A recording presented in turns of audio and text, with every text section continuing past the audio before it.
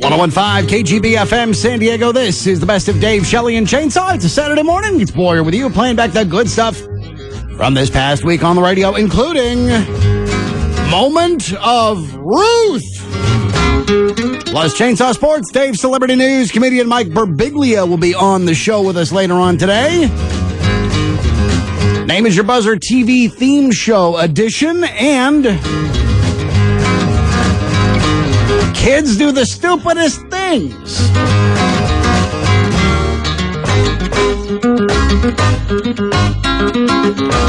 All those things coming up between 9 and noon. This first hour, we will get to Cookie Randolph Sports. We will put Vith in the magic box and Paula Poundstone in our studio. It's the best of Dave, Shelley, and Chainsaw Show. You are on the 1015 KGB FM San Diego.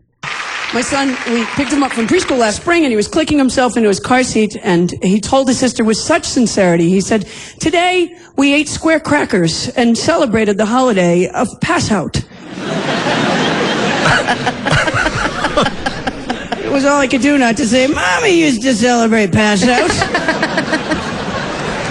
I remember when my son turned 3, we had this fabulous birthday party for him, where we rented a fire truck, and this fire truck guy, he takes the kids and puts them all on top of the fire truck and drives all around the neighborhood with the siren blaring. It was unbelievable. So naturally, when he turned 4, the kids were like, "Could we rent the fire truck again?" You know, and he said, "Guys, Mom doesn't have that kind of money anymore." I said, "What we could do is torch your neighbor's house."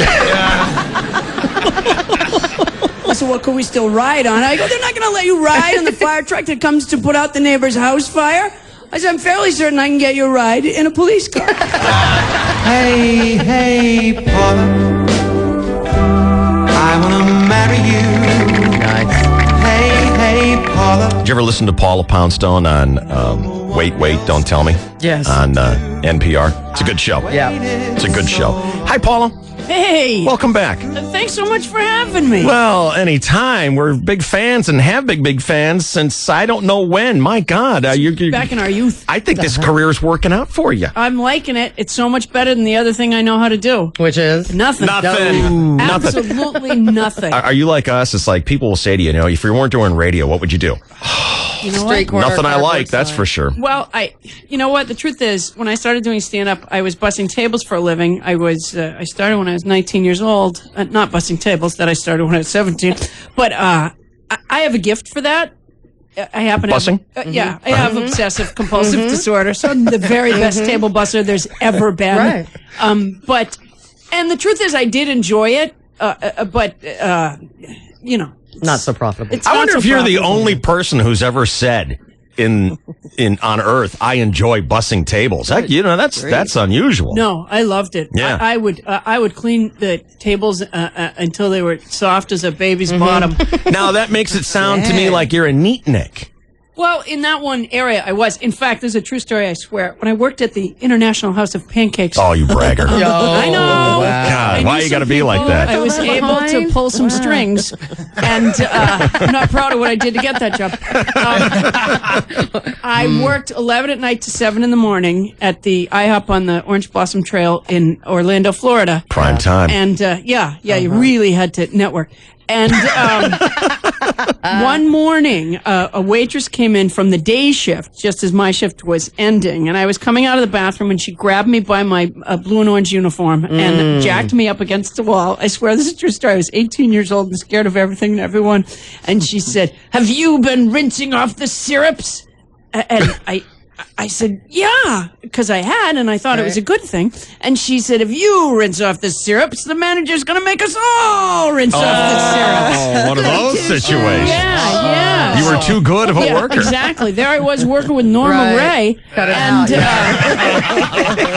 and the thing is, I have OCD. I have to rinse off the syrups. So then I had to do it, on the sly. For everyone. I had to hide the syrups and sneak them to the sink and rinse them. Yeah. What a cross to bear. Yeah. That's well, tough. you know what? It hasn't been an easy life. No.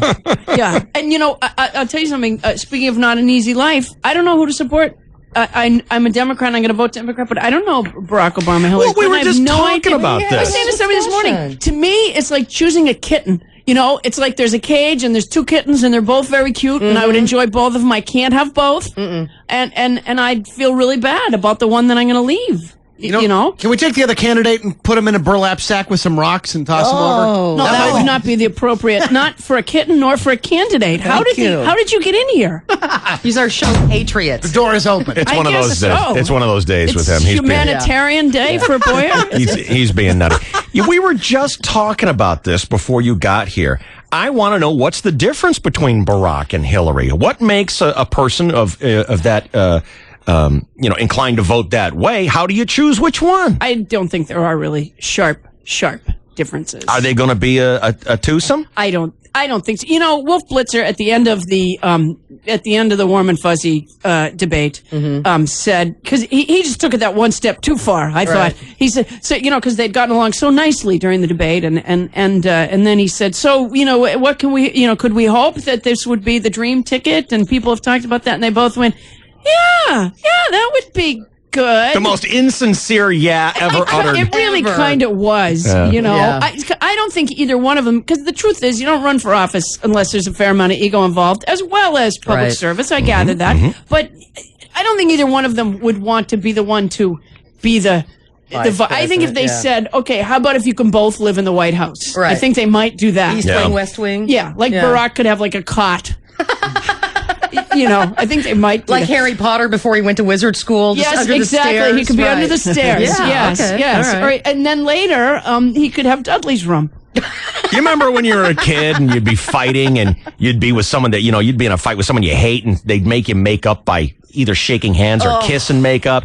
That's what Wolf was doing. He was like asking him to kiss. It's like, he was come on. he was really pushing his luck on that one. I heard the strangest interview yesterday. There's a brilliant, I don't know what you call it, radio host in Los Angeles named Pat Morrison. And she was interviewing a person who was an advisor to Mitt Romney and a person who was an advisor to John McCain. And Babe Buchanan was Mitt Romney's advisor, and this was on immigration. And she actually said that she was talking about, the legal way and the illegal way and how unfair it was to, allow the illegals to stay and blah, blah, blah, blah, blah. And she said, many people have come to this country legally from Mexico, have relatives waiting overseas to come here. How's that work?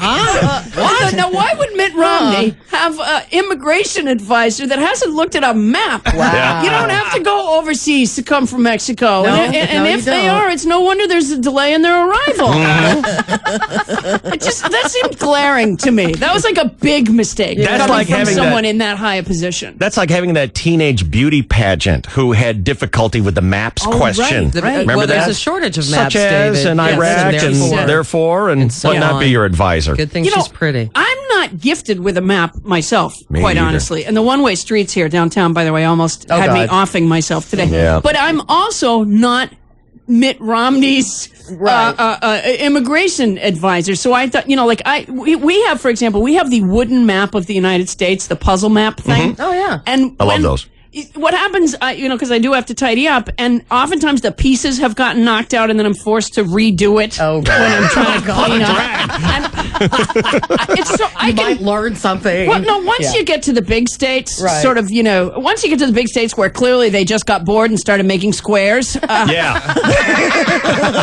I am really lost there. So what I finally did was I took the board and then I just put the states in a Ziploc bag because, I'm from New England and I still can't do the little states. They're Yeah. just too little they're to matter where it terrible, goes. I know. I think the cat ate Connecticut and I'm fairly certain I vacuumed Maryland. I don't think it makes a difference. One of the most recognizable voices on the radio is with us this morning, Paula Poundstone. Also within my neighborhood. 'Cause Yeah. I yell a lot. We're the well, loudest. how many kids have been through your house now? I know that you. Well, I was a foster parent for a I long know time. you- so I had know a you number of were. children, It's but a I adopted noble work. 3 children, and I'm the luckiest mom in the world. I got 3 really great children, and Yeah, but And we Allie are the is the loud fourth house. No, my daughter's with me today, Yeah. but don't tell the Santa Monica No. school system. You're ill. I know. You have a cold. Ditch her. Yeah. Right. I'll tell you something.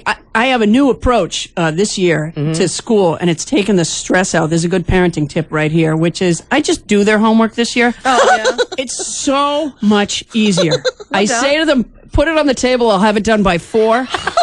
I'm not up at 11 yelling anymore. How can you do it though? It's so much better. Oh my God! If you Well, can their do grades aren't good. Don't get me wrong. They're in bed on time. They're better rested. They're You could clean the table off after you do their homework. It's So the you eraser fulfill your shavings I OC couldn't right. take. That's Hello. part of the problem. Right. My daughter Tosha loves to erase more than breathe.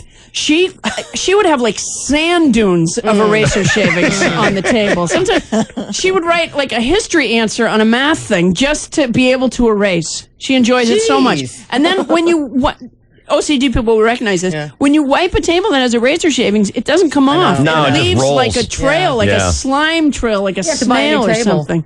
Well, that's exactly what I've done. Thank you. You have to do what? Buy a new table. Oh dear. What I'm choice does supporting she the have? economy. Do you actually like vacuum the table, or what's your? No, I don't vacuum the table. Yeah. Only because Really? well, not unless I bleach off the tool. How many times have we had that happen, Boyer? Well, yeah, once in a while you got to do that. Now, are you a regular on Wait, Don't Tell Me? I'm a big fan of the Well, show, yeah. by the way. Oh, thank you. I love It's all really those Sunday fun. shows on NPR. I love Car Talk and Michael Feldman. Wait, Don't Tell. I love all those shows. I wish I could say I was somehow the brains of the operation or something, but I'm a panelist every few weeks or so. I think I'm on a lot this month Mm-hmm. Yeah, they're actually, good.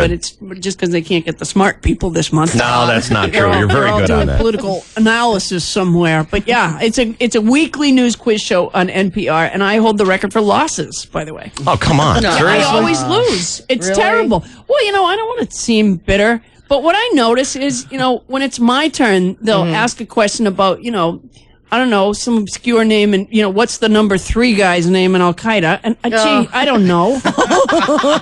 And when it's someone else's turn, the answer always seems to be Iraq. Right. During the lightning round, everybody else just goes Iraq, ding, ding, ding, ding. Yeah, and for me, I'm like, okay. And Well, what that's not cave fair. are they hiding in? If I knew, I'd tell somebody. If I knew, we'd be trotting our lipstick through the security line again, Right. wouldn't we? You are coming up on 30 years in the business of stand-up comedy. I am, and 30 that's years. Next year will be your 30th anniversary. that's about a 28-year loss to table busting. Poor IHOP with just Yeah. filthy tables Honestly, everywhere. there are tables piled It's up. sticky syrup. They ran out of forks 25 years ago. They're waiting for me to get in there and redo that. Yeah, you're right. I am coming up on 30 years. Isn't that? It's astounding, isn't it? Good for you. Yeah, it's such a great and fun job. I'm a very, very lucky person to get to tell my little jokes. Well, your stories are so disarming because you have such a charming way about you. It's no surprise you've had such a good success. And you're going to be here in town on Friday. At 4th and B. So what, are you just like chilling out here for a week or something? Or what's going on? No, we jumped in the car at 3 this morning. Well, 3:08. Because we were running behind. OCD running clean late? the You must have table. been killing yourself. I did. It was hard for me to select which bag to put my shoes Thank in. you. We zipped down here and then drove around on the one-ways for a while. Cool. I just can't do the one-way thing. Nah, I don't like them. Yeah. It's very hard. It's so just for what? It's so non-productive. It drives and then, you crazy. And then you're a block out of your way, and then I'm like, okay, I lose. And when I'm in a panic, I can't tell left from right, which is a big problem. I pulled into a parking garage that just kept saying compact, compact, compact. Yeah. And I got my goofy, stupid minivan. I Yeah. said, I think for a minivan, it is compact, and I pulled right in. That's it. You ever have a car that has a navigation system on it? Yeah, and I don't know how to use it. It's kicking me where I live because my 2 problems are directions and buttons. I can't do anything technological. Yeah, I mean, I need, well, not Columbus, but perhaps Magellan sitting in the seat beside me. But that's why you have children. Because children know computer stuff. They really do. They do, but we haven't broken down how to Oh. use But you know the what? machine. I need like a guy in a crow's nest up top. Yeah. But leave it to me, I'd go through an underpass. If you let your kids navigate, you'll immediately be over at Abercrombie and Fitch instead of Right. going to the gig that you had to be to because they'll take you out of the way. Oh no, you're right. Tell me. Because they love the silly, goofy. I know. Don't say it too she's loudly. right but here. somebody In front of in the you likes the brand stuff. Abercrombie. know Is what's she a label? Because I've been alive for so long now. Yeah. I'm 48, and now, although I feel 17. I don't know why. It's more of a sickness than a youthful exuberance. But my kids' teachers are younger than me, and it makes me feel so stupid somehow. You just Why? feel goofy.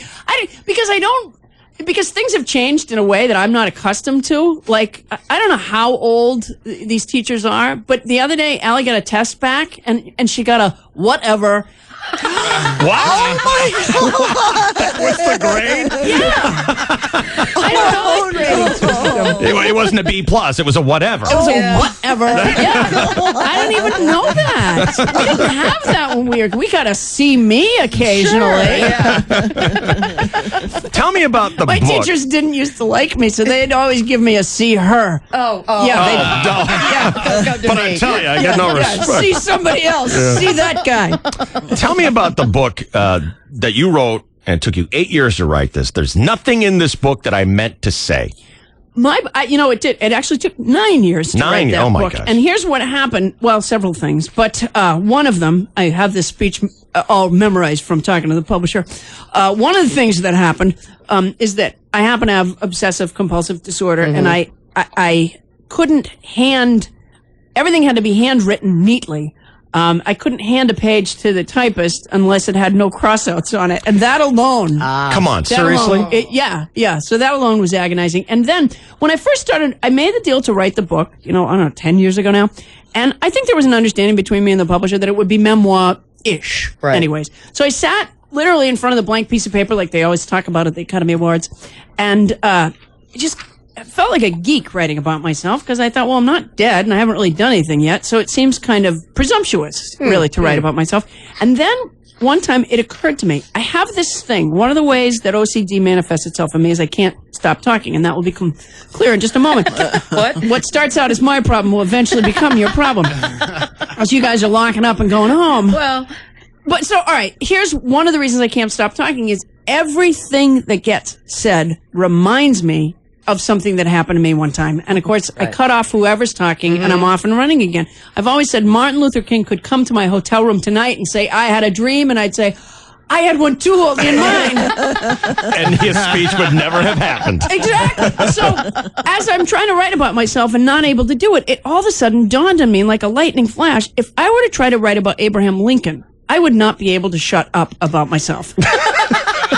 And so that's exactly what I did. My book is a series of biographies of towering historic figures, and in the telling of their story, I tell my own. And I got to tell you, Lincoln was my first test chapter, and it worked exactly how I thought it would. I got as far as his mother died of milk disease before I thought, my mother had a headache for a really long time.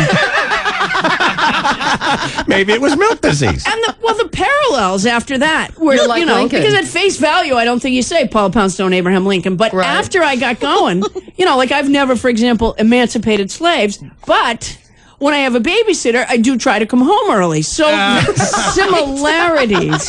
Do you see what I'm saying? that I whole connect the dots. Lincoln Absolutely. Kennedy thing. Yeah, exactly. Right. And there is, in my book, a Helen Keller chapter. Yes. And although mercifully none of my children are blind and deaf, my daughter Tosha has astigmatism and doesn't listen. So the similarities. Yeah. Right. Do you see? You barely have to scratch the surface. I don't know how you got it into one book. Well, this is exactly. Well, Yeah. I'm writing another. Another one. There you Now, you're quite serious about this OCD, right? Oh yeah. Now, I wonder if you can relate to this. We did a whole segment. We've done more than one. A lady called up one time and said her OCD prevents her from being able to open up a bag of M&Ms, pour them in her hand, and just eat them. The M&Ms have to be arranged in size. Well, not size, but shape. Shape and color. Color. Well, not even shape. I'm pretty sure M&Ms are all the same shape. It was the color. Yeah. She had to have 2 reds, then 2 greens, then 2 yellows. And I said to her, what if you had to? What if Al Qaeda came along and gave you a fistful of M&Ms? You just had to eat them like that. She couldn't do it. So you're saying you cannot turn in a page where you had to cross out a word. You couldn't do it. Not obviously with a gun to my head. You could. A clean gun. Yeah. Not one that had been used on somebody else. Sure. Yeah. Is that splatter? Yeah. Yeah. No, I mean, there are things. And the other thing is, once it was identified that that's what I felt so much better. You Just sought knowing treatment there's for a this. name for it. Oh, yeah. And by the way, what shysters are out there? I went to a guy, what was he called? It's something cognitive behavior therapist. Swear to God. Right. Go to this guy, right? And $250 an hour, not to mention $10 parking. And Wow. I know. And a the compact parking place, guy right. was probably more healing. He had better advice for you. Yeah, he would towel off the steering wheel, and that was good for me. No, the guy would say when I went in to meet with him, he'd go, "Okay, what we're going to do is we're going to make a list of what we're going to talk about." Well, one of the identifying features Right. of somebody with OCD is that they can't stop making lists. yeah.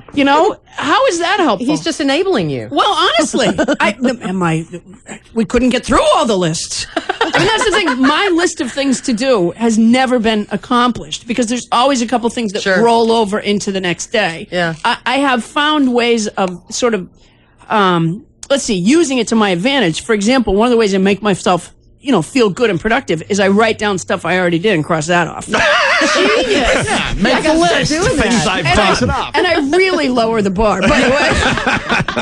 I mean, it's stuff like get up. Well, yeah. Yeah, eat a still an snack. accomplishment. Exactly. Nailed it. Got a snack done. Once I knew that it was a thing, Right. I don't know. It just made me. Then I went, oh, that's what that is, and then I could often not fall prey to the effects of it. Isn't that true? When someone tells you, look, you just have such and such, whatever you want, I don't want to call it disease, but you have such and such symptoms. Right. Suddenly you go, oh, Yeah. well, that makes sense, and now I'm going to stop doing that. Exactly. Yeah, no, it really was a huge, kind of a huge breakthrough. Now, I haven't had the same experience with restless leg syndrome, Oh, you have jumpy legs? which I had no idea was a thing. Yeah. And then I saw a commercial, and I'm like, I have that. I never told anybody, but I never mentioned it. I thought I was turning into a cricket. I was so happy to find out that it was a thing. Oh, I was thrilled. Now, you didn't catch it from the commercial. You'd always had that No, symptom. I always had it, and Okay. now there's You know what it other is. people that have it, and you can bring it out into the light of day Yeah. and talk about it. Now, if Erase the shame. exactly. Yeah. Now, at the end of a commercial for the medication, it says, "What is it? If you have if your desire to have sex or gamble Yeah. increases, stop taking this medication." Which, by the way, I don't see as a good fair trade risk. Yeah. That the reason they show those commercials in the middle of the night is because you have to be fairly wasted or exhausted Totally. in order for the risk of those symptoms to seem worth it. Yeah. You know what I mean? Like some of the things. Okay, I don't want to seem crude, but I don't. What product is it? I don't know which one. And they go all of a sudden, and they say it like as an aside, like it doesn't matter. You know, in that kind of funny little could cause. You Yeah. know how they have that look could cause anal leakage. Yeah. You know what? Yeah. What do you mean? That's What are the you first talking thing I about? go to a doctor for. Honestly, if they said to me, if they said to me, you have a brain tumor and you're probably going to die in a week, Right. but you can take this medication, although it may cause Yeah. anal leakage, Yeah. I'd say, kids, come here. Mommy wants to say Mommy goodbye. wants to tell you where I put things. Don't In forget. fact, if they said to me, you have anal leakage, but you can take this medication and you may get a brain tumor from it, I'd say, bring it on. That's just the one symptom. Some of the things they're medicating you for, the symptoms don't add up. It's like, if you have, for example, loss of hair. Right. You can take this thing, but it might screw up your heart. Okay. Why wouldn't you You'll just have great looking hair going out. honestly, you know How what? vain are you? Comb it over. I have no problem with that. Just comb it over, puff it up in the morning. It's not worth the exchange at all. Or even just the feeling that you might get that. And I don't know how they get voiceovers guys to do those know. without outrage coming up in their face. Yeah. Yeah. I would just, could cause hair loss, could cause sleep loss, could cause restlessness, could cause anal leakage. Where's the outrage? Yeah, exactly. Where is the outrage? What was about the the guys who were like, what if your boner lasts for 4 days? Call someone. Honestly, call your neighbor. That's who you call. But don't you think that's just to get them to say, well, this might last for 4 days? I think it's false advertising. You know what? Here's the thing, though. There's something about it's 4 hours, not 4 days. By the way, 4 days. I think that we as women can't relate to this at all in men. Yeah. The idea that there's a body part that does something unauthorized, we don't have that at all. Not at all. Not at all. Unless you take that stuff that gives you anal leaking. Well, you know, unless, like the idea that we could be walking down the street and a breast would just flip up, you know, because we glanced at a billboard. I don't know. I feel bad for men about that. I think it's kind of terrible. Yeah, try going through 7th grade math class. Oh, it always happens when you got to go up to the blackboard. Every time. You don't need to bring your books with you, David. Yes, I do. It's tough.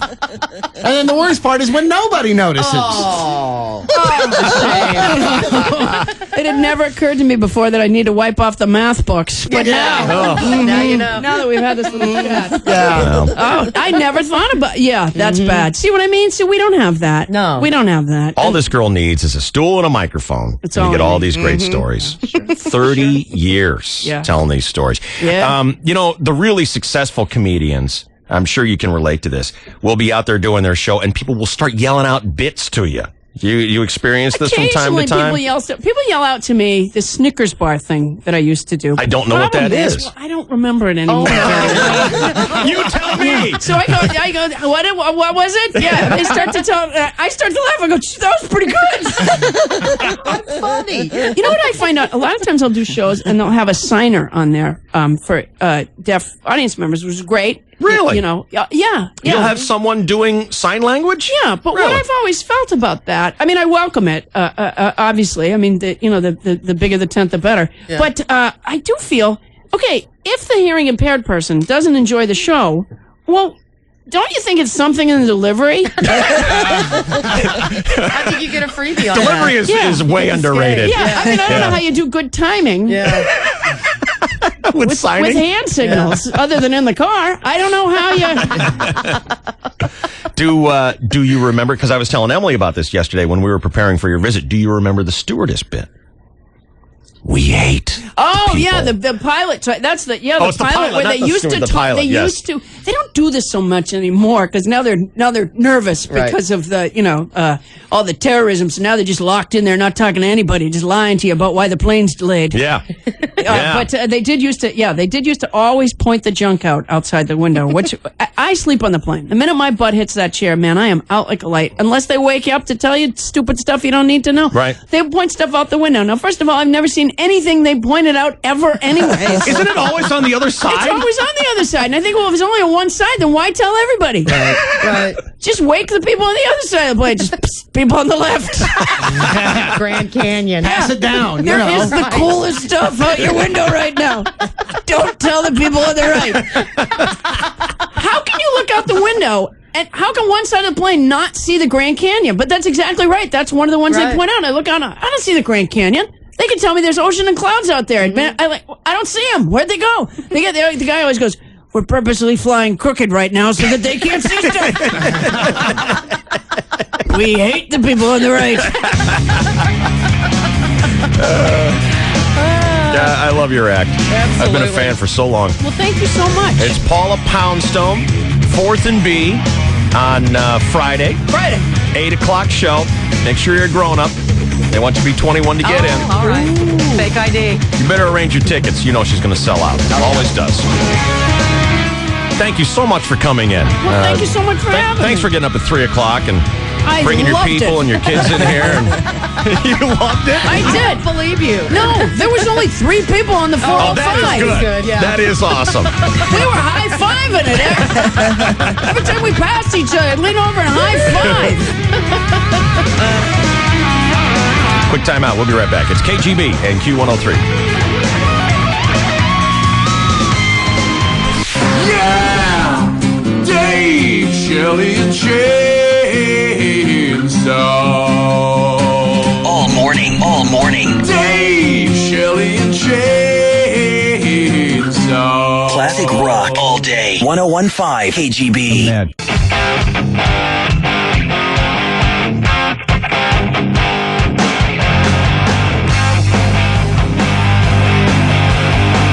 Paula Poundstone could be top 5 all-time best guests we have Absolutely. had on this show.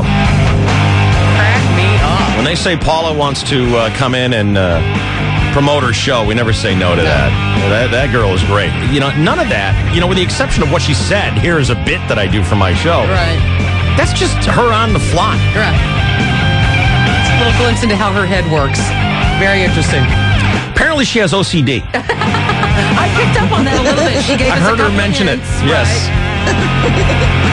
I think she has OCD, Dave. I think you're right. And then part of her interview, I had to drift off and go, did I close the closet door? Oh, no. Well, you do have a little bit. I do. Yeah, I know. I was talking, I was having lunch with some of the sales girls yesterday, and she mentioned something. Made me wonder, why do people do this? She has a space heater in her house. And lives up at the top of one of the mountains here in town. It takes a long time to get down the mountain because there's one way in, one way out. Right. Everyone's going out at the same time. It's a 15-minute drive just to get off the hill. Right. She gets down to the bottom of the hill. She goes, I don't know if I turned off the space heater. Right. Can't remember doing it. And I said and so what did you do? I went all the way back up, and I came all the way back down. I'm late for work, blah, blah, blah. Was the space heater off? Yes, of course it was. Of course it was. I just don't remember doing it. And I said to her, what is it about turning on the space heater, enjoying your evening, going to bed, sleeping 5, 6, 7, 8 hours, and the space heater is fine. Right. But the minute you leave, danger strikes. Because that big vat of gasoline you keep right above it is going to fall down onto it. Why all of a sudden does the space heater turn criminal the minute you leave your house? The minute you turn your back, it's like a mischievous miscreant It's who's going to get into trouble. Oily rags. It won't dare cause a problem when you're home. Right. But the minute and I'm the same way. My curling, remember I had to go back home. And you were saying the whole time, because I got here and I said, Dave, I don't know what to tell you, but I think the curling iron's plugged in. Right. And you were saying, as I'm driving home and talking to you on the radio, I hope your house is just flaming. Well, at least it's a reason to drive back home. I can't believe I would say anything so cruel and I heartless. didn't either. It must have been Boyer. But just once, wouldn't you like to get home and find out? I actually did leave it on. It was smart of me to come home. Right. Because every time you go home, It's always a false alarm. it's off. I know. Every You've time. done everything perfect. And that's what it is. You kind of are in this hypnotic state where you're just going through your motions and you unplug it and you turn it off. But then you get on the road, you're like, I can't remember if I turned it off or not. Mind you, I have the same.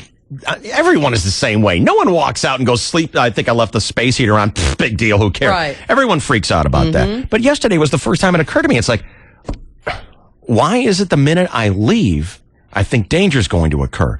I fell asleep next to this killer. Right. No problem. On your bed of oily rags that I it could have snored jumped right away. over onto. I Right. snored without a care. Right. I built a box for a I'm girlfriend, safer being away from it. Totally. You built a box for a girlfriend. and it was a timer. And she would have to push the button, and she pushed the button, and it would turn the outlet on for 15 minutes. And that gave her enough time to curl her hair, so no matter what, even if she didn't turn it off, it shut off automatically in 15 minutes. That started the witch fire, didn't it? It was the Pumaka fire. I would be worried about electronics that you had had wired. And remember when I did leave my curling iron on, the first thing Boyer did was scold me. Why didn't you have a timer? And a timer on it, and I just said, how does that help me now? What? Boyer came to my neighborhood when all our houses were on fire back in September and scolded us for having flammables. You will, David. Yeah, that's what you get for living in a flammable house. A house with wood. What were you thinking? Why don't you have a cement house? No, go ahead and put an oily palm tree up 20 feet from your did. shake shingle roof. He did. Yeah. As soon as he saw someone else's house catch on fire, he'd go and scold them. Right. Yeah. Well, I had And a lot what of work was to do that day. bucket of lobster bisque you had in your backyard for about 10 years? Oh, that's right. It was oily, flammable liquid. Well, there was water right in the bucket to put it out. But not a human to do so. No, I won't leave the dishwasher, clothes washer. I'm going to leave any of that stuff on when I'm away. Why? I'm afraid, it'll spring a leak or catch on fire. You don't want to have your clothes dryer. You got Has an it open ever? flame there. I've had, a leak in the dishwasher, Ooh, and I was there to catch it. water on Crisis. the floor. Yeah. Drips. What a crisis. You way underestimate the destructive power of water. No, I don't believe it. Look at the It's Grand very true, Canyon. It only took 10 million years, but whatever. But what if I'm out on an errand that takes 10 million years? You know, with stem cell research, Davis, you could live for 1,000 years. I come back from an errand, I find burros, pack mules, Canyon, where my giving tours of where I used to live. helicopters. There's an alluvial fan near the fence, David.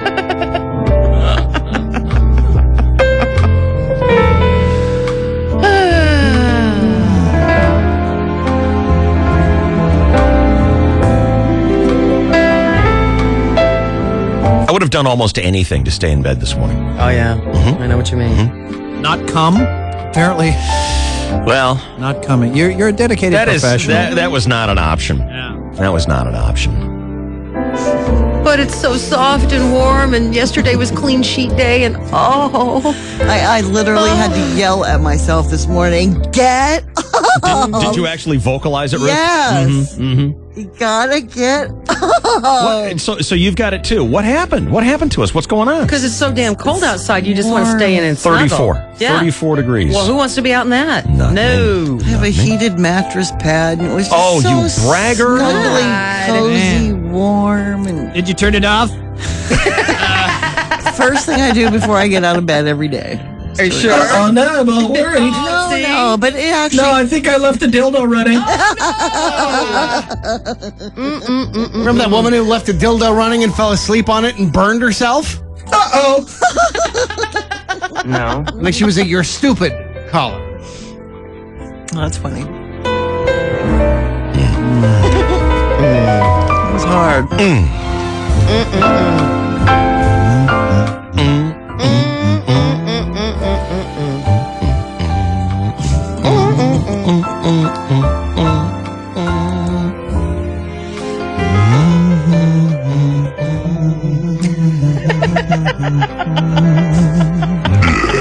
That ruined it for me.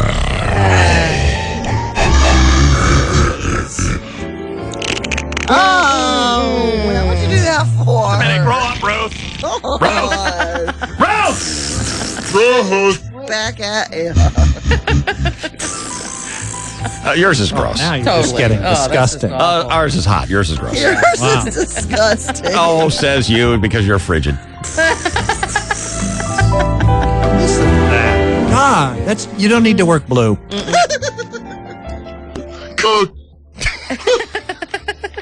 What are you doing? Cut it out. This one's my favorite. I'm so adorable.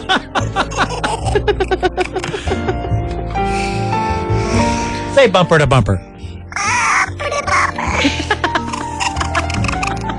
What the hell's going on in here? Oh, voice in the head. Oh, no. Same activation. I think I'm tripping out.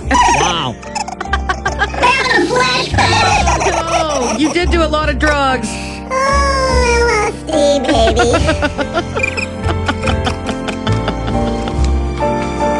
You want me to try it? Sure.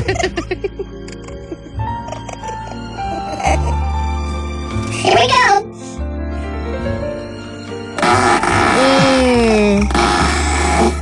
Yeah. Now let's bring it down a little bit. Okay, Daddy sings bass.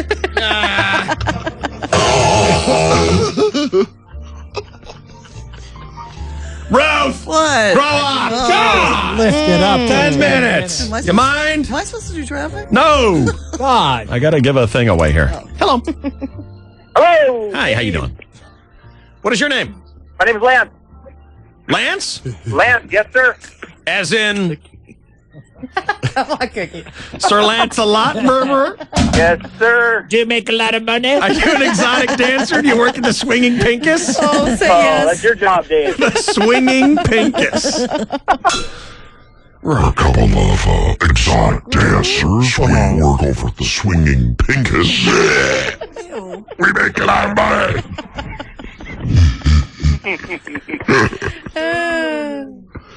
Ruth, do you mind? Excuse me. I'm not doing anything. Yeah, right. Whatever. Dave, Shelley, and Chainsaw all morning. classic rock all day. 1015 KGB. Guys?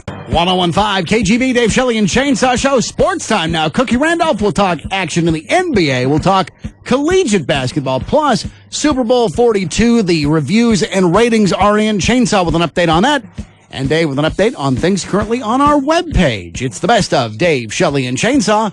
You've got it here on the 1015 KGB. Browsers up, everybody. 101kgb.com. 101kgb.com. I got a couple things for you to check out. Okay. First keyword I want you to type in is grab. Type in the keyword grab. Jay Isbell, who spends his entire working day trying to find new slutty things for you to look at on our website, has found a collection of 72 pictures of girls grabbing their breasts or grabbing their girlfriend's breasts. Even better. That whole hand bra thing. It's grabby-licious. You got it up there, Boyer? Yes, wow. Do me a favor and quick scroll to number 13. Remember, the keyword here is grab. G-R-A-B. These are all good. It's grabby-licious. I'm getting there as quickly as possible. I'm lingering, David. Truly. You're playing along the road. Wow. Yeah. Hello. Yes. Hello back.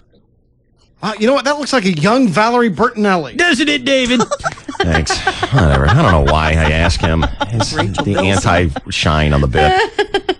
Well, it's like Rachel Bilson from the OC. It looks like someone else who looks like the person who's got it. Why, did we know her?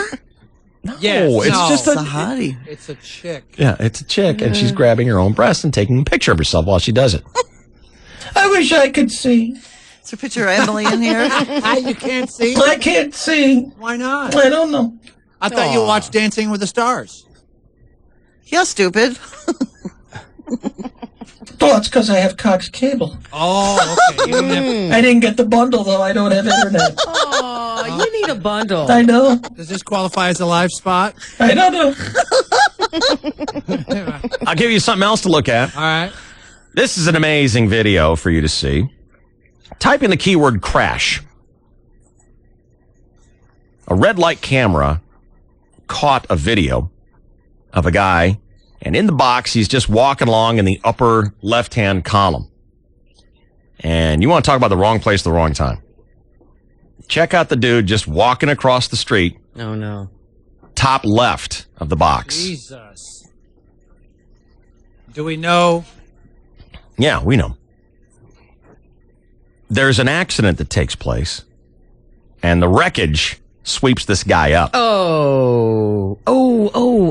Now, you see how that one car gets T-boned? Mm-hmm. Oh. Now, the T-bone makes a dent in the car. That car flies into the guy. Right. But as the car is rolling over him, the newly formed dent rolled over him. Whoa. And while the guy was pretty badly hurt, the dent rolled over him and saved his life. Wow. That guy lived. Smokes. So the space in the dent. Yeah. Saved his life. Created a little cave, if you will. Yes, it created a little void and saved him from being crushed by the rolling car. Now, he was dead for a little bit, but the paramedics were able to wake him up in the ambulance. And that guy survives. So, if you're looking for something thrilling, go to Crash. If you're looking for something even thrillinger, go to Grab. It's all at our website today, 101kgb.com.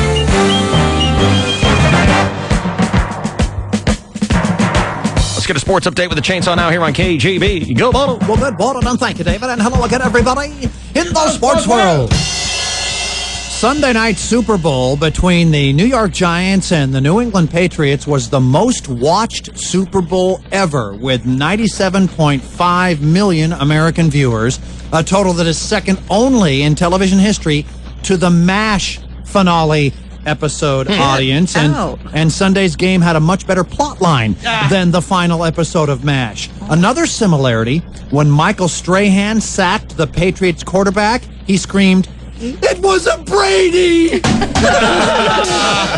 was a Brady! I don't get it. Well, a reminder, in his guilty denial, Alan Alda thought he was choking, it was a chicken, right?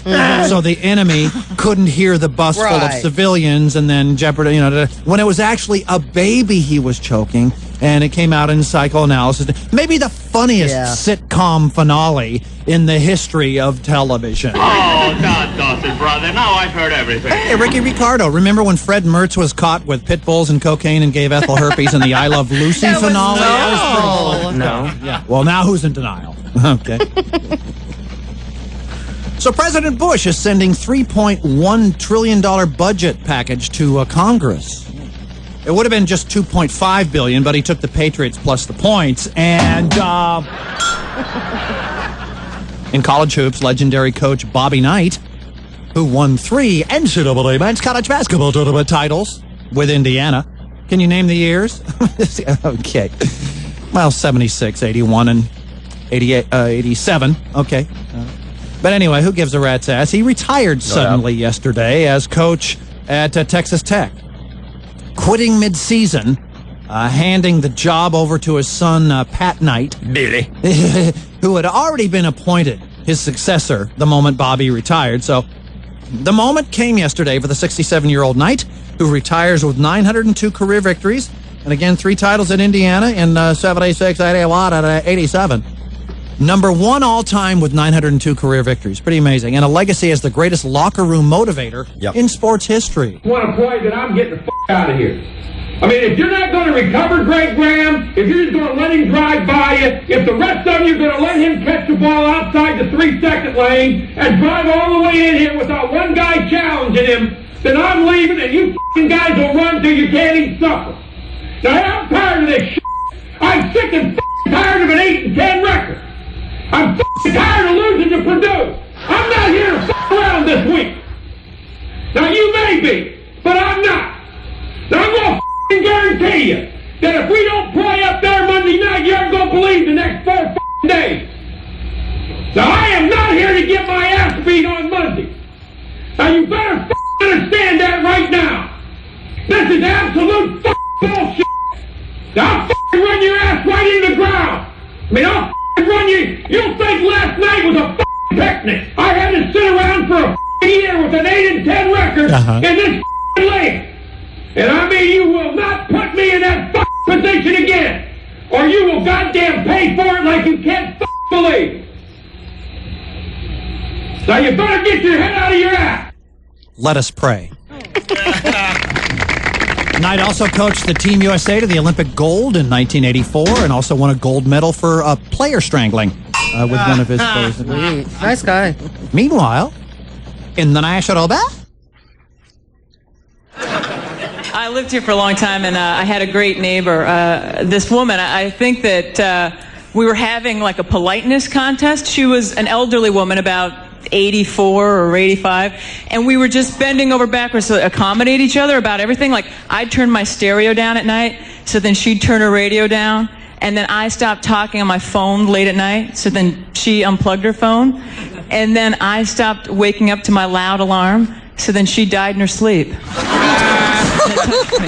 know, how many people will do that for you?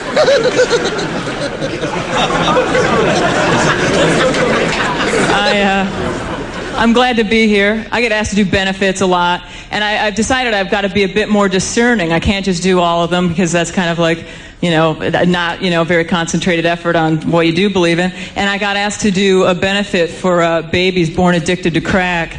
And I said, well, all right, I'll help you raise money for them, but I think we both know what they're going to spend it on.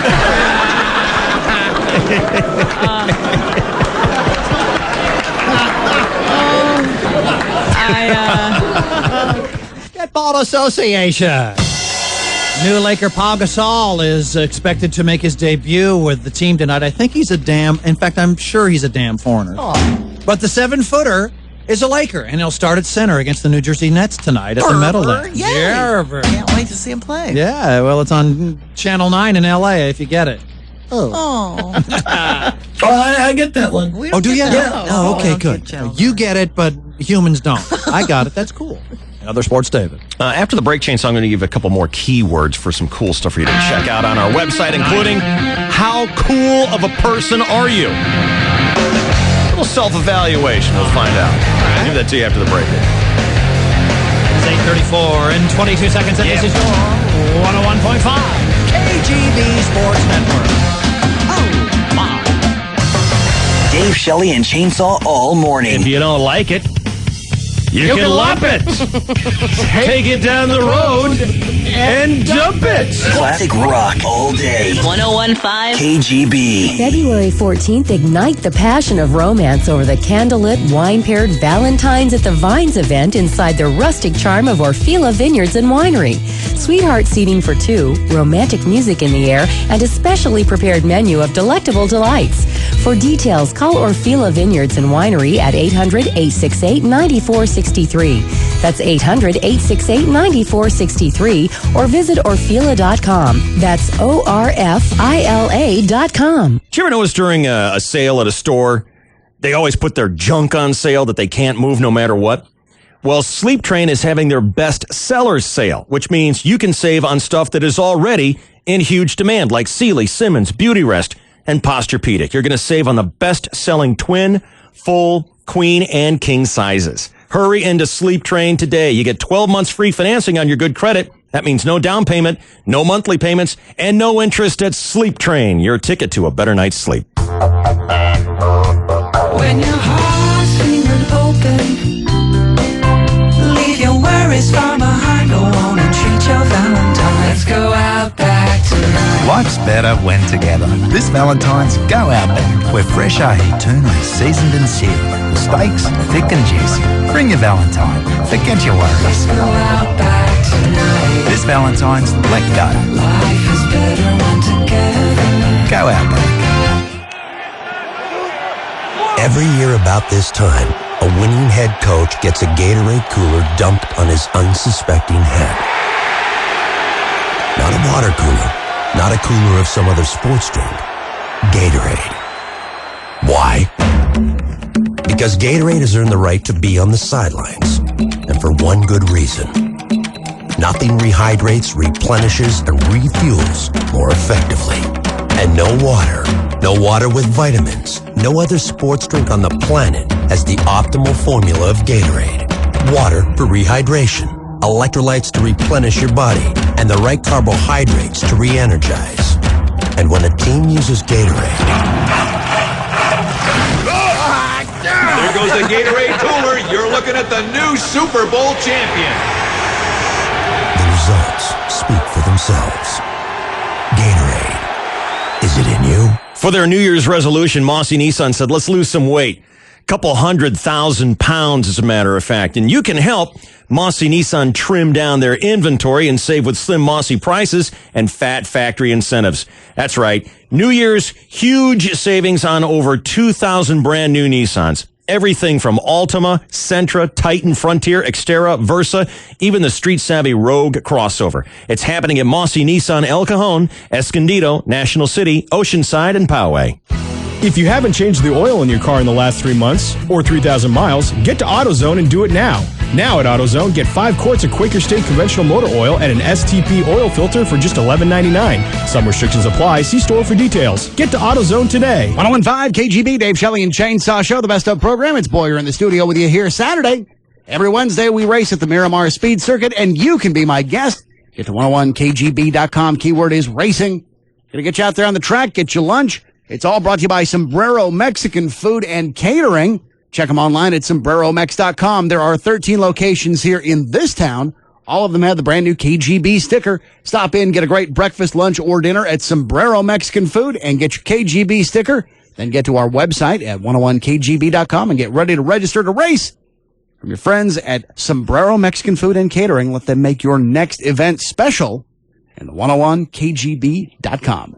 Dave Shelley and Chainsaw Show checking in with Dave's news this break. Right in front of kids, you're stupid. Hey, you've got it here on the KGB. You ready to find out how cool you are? Yes.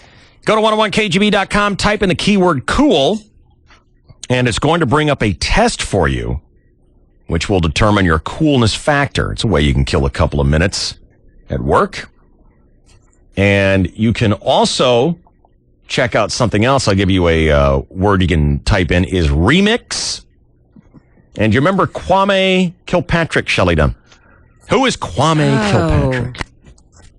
Oh, the first guy on that lie detector show? No. Oh. I know. I don't know.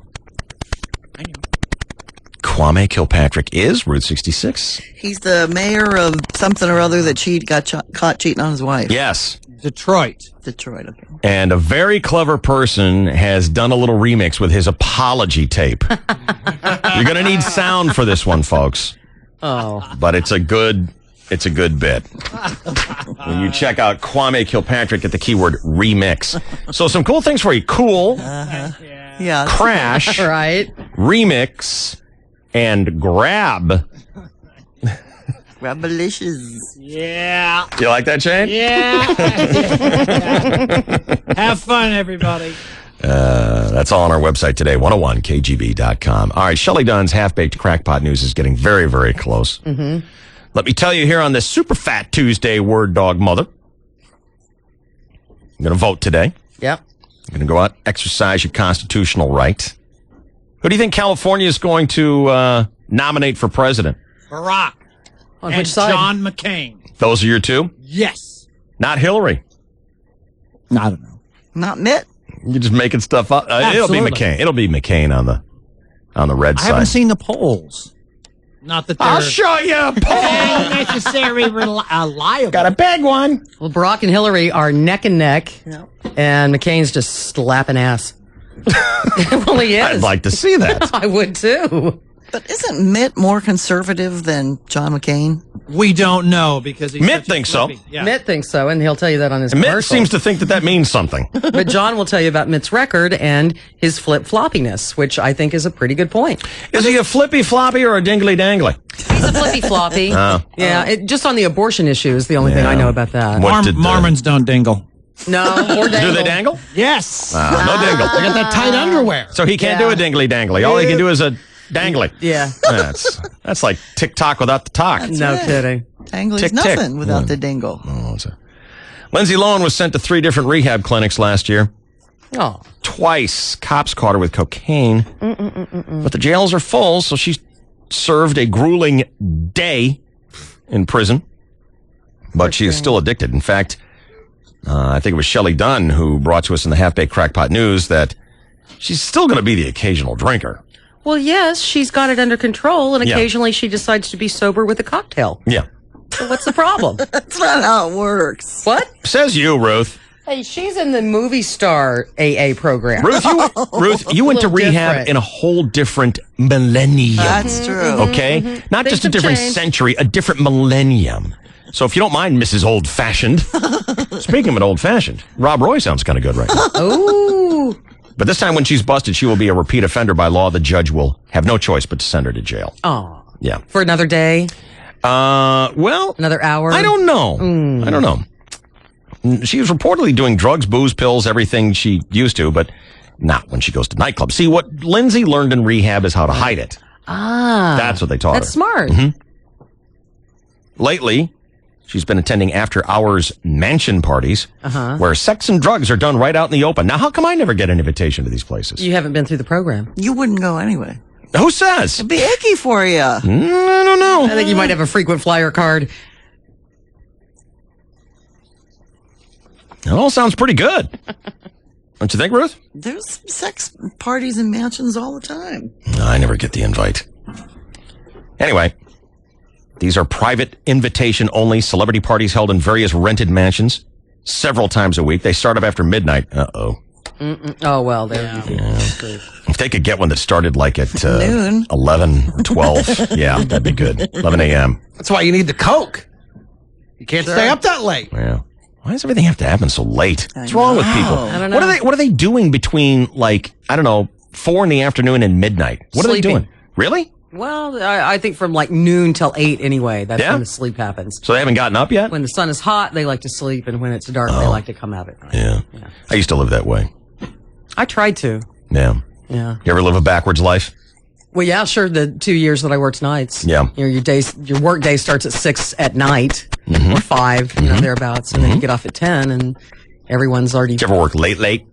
Like do 2 a.m. to 6 a.m.? Oh, it's the worst. Yeah, a couple of times I had to. That's awful. Trying to break into it. Oh, it's just miserable. When I was working 10 p.m. to 2 a.m., I didn't mind it so much. Really? Yeah, I was single. I was living alone. Right. You know, it was kind of fun. Yeah. I'd come home about 3, have some food, in bed by 4 or 5 o'clock, wake up about noon, 1 o'clock, 2 o'clock, something Not like so that. bad. That's No, not it wasn't so bad. Yeah. Well, anyway, these mansion parties that start very inconveniently after midnight. They keep going until the sun comes up. A source tells us that Lindsay is a regular at the parties. 10 days ago, she was seen openly snorting cocaine off a golden tray through a straw. Her girlfriend eagerly lapped up the remaining powder, rubbing it into her gums. Party was held at a home in Hollywood Hills, right above Crescent Heights. The organizers keep changing the location, but sooner or later, drug users almost always slip up. The rented homes are all in expensive neighborhoods. It's just a matter of time before someone calls the cops, complaining about loud music, and someone's going to get popped, making a drug run at 4 a.m, and Lindsay will be in jail. Her sister is 14. Hang on, let me start this over here. Paris Hilton pretends she's a lesbian. What? Yeah. Why? Huh? Well, I don't know. Well, I don't get it. But sources say Lindsay is the real thing. She herself has said, I sleep with girls for pleasure and guys for drugs. Oh. When she first checked out of the clinic in Utah, she was a regular at the gym, but she hasn't been there in 3 weeks, 4 weeks, something like that. All her friends have been saying how bad she looks. One of them even described her as an over-the-hill stripper. But she was devastated when she heard about the death of Heath Ledger. Well, he had all the good drugs. Totally. They apparently had some sort of casual affair in December of last year. It was the only way she could get into her favorite hotel, the Chateau Marmont. How does that place still open? I know. You know, it's like So stars always go there, get high, and die. And die. You'd think their sign would be skull and crossbones, Yeah. you know? I mean, the publicity for it is makes it so notorious. That adds to the mystique and the attraction. Is it that nice of a place? Not really. Then what's the attraction with these rich people who can afford nicer places? What's the big deal about the Chateau Marmont? Well, it's legendary. It's famous. It's got a nice bar, and it's overpriced. Yeah. I mean, when we looked inside the Belushi deathbed, it would look, it was average. Now, people go there because people have died there, right? Yeah. See, that to me, and people specifically want the rooms where people have died. And that to me is creepy. I'd be creeped out if I was in a room where someone croaked. Now, this was out on the one of the little, what'd you call the Bungalow? bungalows outside by the pool. There actually are floors, and I understand the suites upstairs are quite nice. But I haven't been. But the peninsula's right down the street. Good God, it's Much brand new. Much more modern It's facilities. beautiful. Now, for the record, there's no evidence that Lindsay's little sister is going to follow in her footsteps. Like Britney Spears. Britney Spears has with her little sister. But something's wrong. Lindsay is 21. Her sister is 14, but she could pass for 30. She's living too hard, not eating right, not sleeping enough, something. And she can't expect any help from her mother. Dina is too busy at the moment working on her upcoming reality show. Good grief. Ruth, She's worse than Britney's mom. what kind of boneheads do they have at CBS Sports? I don't know. Tell us. Prior to the Super Bowl, they reported Tom Brady's girlfriend, her super bottle Jizzabunch, was so confident that the Patriots would win Right. that had they lost, she said she would run naked through Times Square. I will, Fred. Now, this came to us from CBS Sports. So it was reported all over the world. Even People magazine ran it, pointing out that Jizzabunch was not exactly modest. She frequently poses nude in Europe, so it's not a big deal for her. There was only one problem. CBS made it up. Uh-oh. Jizzabunch's agent called People magazine and said, what is wrong with this world? I never said anything like that. CBS quoted a dozen members of the Patriots, even their cranky old coach, Bill Belichick. It went on for 2 pages. Then, at the very end, in the tiniest type possible, it said, for more satirical stories. Oh, man. Yeah. Check out CBS Sports Daily homepage. Hey, for all of you who just think Tom Brady's so gorgeous. Yeah, it's gorgeous. It's not a think, it is. He's cute. He's gorgeous. He was on Friends. There you go. Not so much. He's not as cute as the new Laker. I just saw a picture of him. Just Cookie. get ready for Baldy Brady. What? Yeah. What, he lose a bet? Well, you remember those pictures last week of Tom Brady wearing a walking cast? Yeah. A day later, the New York Post got a tip that he had just entered a building on 7th Avenue, which contains several medical offices, so they looked up the address and placed their first call to a podiatrist because he had a foot problem. Right. But the receptionist said, no, not here. Guess where he was? Where? A hair growth specialist who treats balding men. Damn. And they got a very nasty... Pretty boy loser. No comment. That means old is it's he? true. Brady is obsessed with his hair. He gets it styled before every game. Oh my God! So he can get helmet head? He even flew his stylist to Arizona for the Super Bowl. And a fan from New England said, maybe you should have spent more time watching film, you little girl. Didn't learn anything from Tony Romo and Jessica Simpson. Why was Jizz a Bunch there? Yeah. She's not supposed to be at the game? Distraction. Girlfriends are not allowed to go to the games anymore. Haven't you learned anything from Tony Romo and Jessica Simpson? I thought they have a whole section where the wives and broads all sit Roast. together. That doesn't happen anymore? Or just for the famous people? Well, I don't know. Just depends on if you're focused on the game and actually want to win. There was no shortage of American Idol at the Super Bowl. But it was still a shock to see Sangina. Not only was he there, he was pulling a major star trip. Really? Yeah. What? Spies spotted him and his sexy sister getting their free swag on and their attitudes, too. Sangina's dumb. He doesn't understand that companies give away their merchandise so that they can photograph famous people with it. It's just a cheap form of endorsement. Sangina barely qualifies, but when he picked up thousands of dollars worth of jewelry, and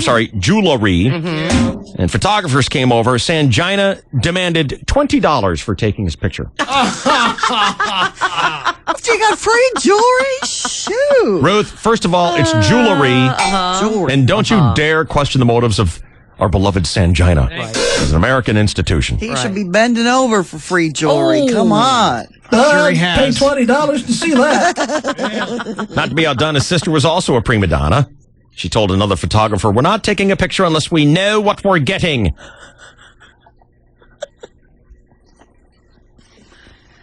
Speaking of baldies, Canadian journalist Elaine Liu spotted John Travolta on the red carpet before the Super Bowl. Yeah. He was one of the big stars that was being touted as appearing at the event. After he bragged about flying his own plane in, she noticed something unusual. John is sporting a new hairdo. Oh. He told me he wants to go way shorter.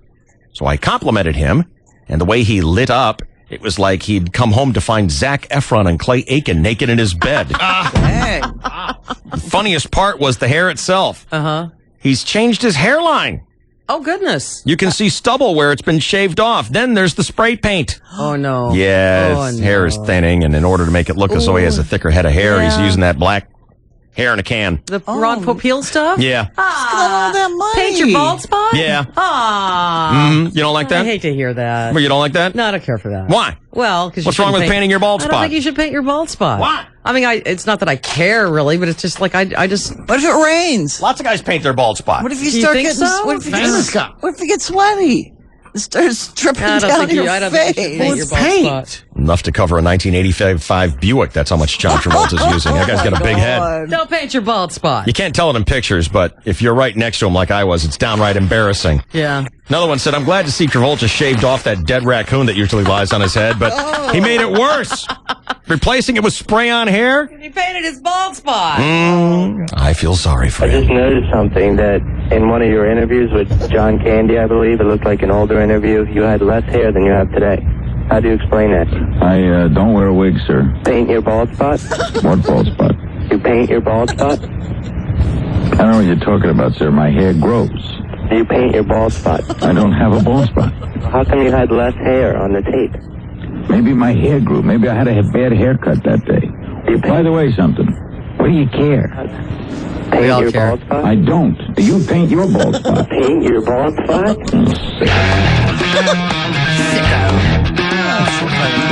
How rude. Taunting Larry King like that. His poor bald spot, his poor painted bald spot. Well, Shelley, wouldn't you be going nuts if you were losing your hair? Would I? Yeah, would anybody? Wouldn't any of you? Yeah, but I wouldn't Especially paint you. my bald spot. I don't believe I'd make up for it with a can of spray paint. You know, I would stick on hanks of my other body hair before I would say, okay, I think I'll take a can of paint. Oh, Shelley, That'll nice be afro. better. Exactly. DSC with you, KGB and Q103. Dave, Shelley, and Chainsaw all morning. Classic rock all day. 1015 KGB. What would be the most unforgettable gift of love for your girlfriend this Valentine's Day? Probably you, on bended knee, gazing into her eyes and handing her the ultimate Valentine, a sparkling diamond engagement ring.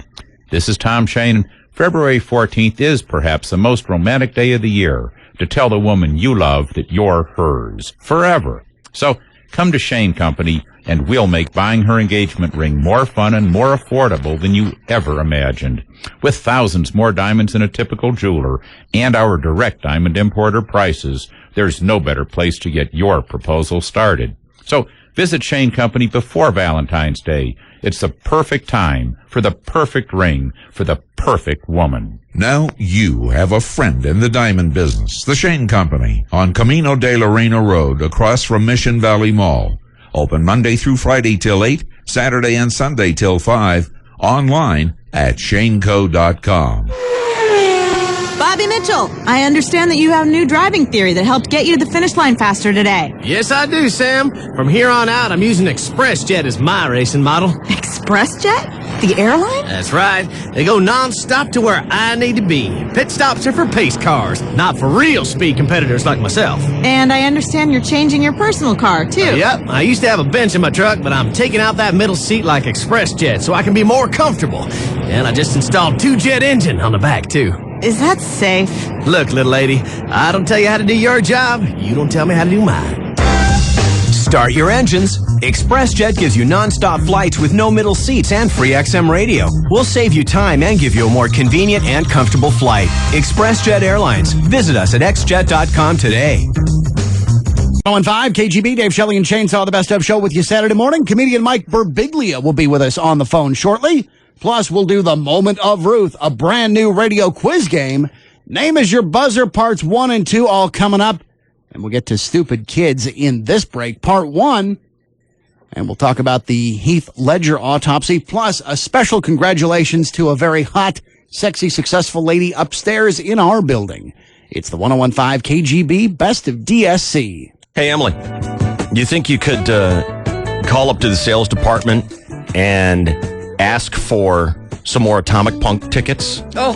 Because I gave some away yesterday. Wow. I don't know. Those Actually, are kind of a hot ticket. I know. I gave some of those. And I would also like to have some more Blue Fire Grill gift certificates. I mean, the guys want these for Valentine's Day. I will see what I can do. Could you call up to the new general sales manager, Cass Jacob, Wow. and tell her that her boy down here has asked for that personally? Mm-hmm. Congratulations to Cassandra, Nice. who has been promoted to general sales manager.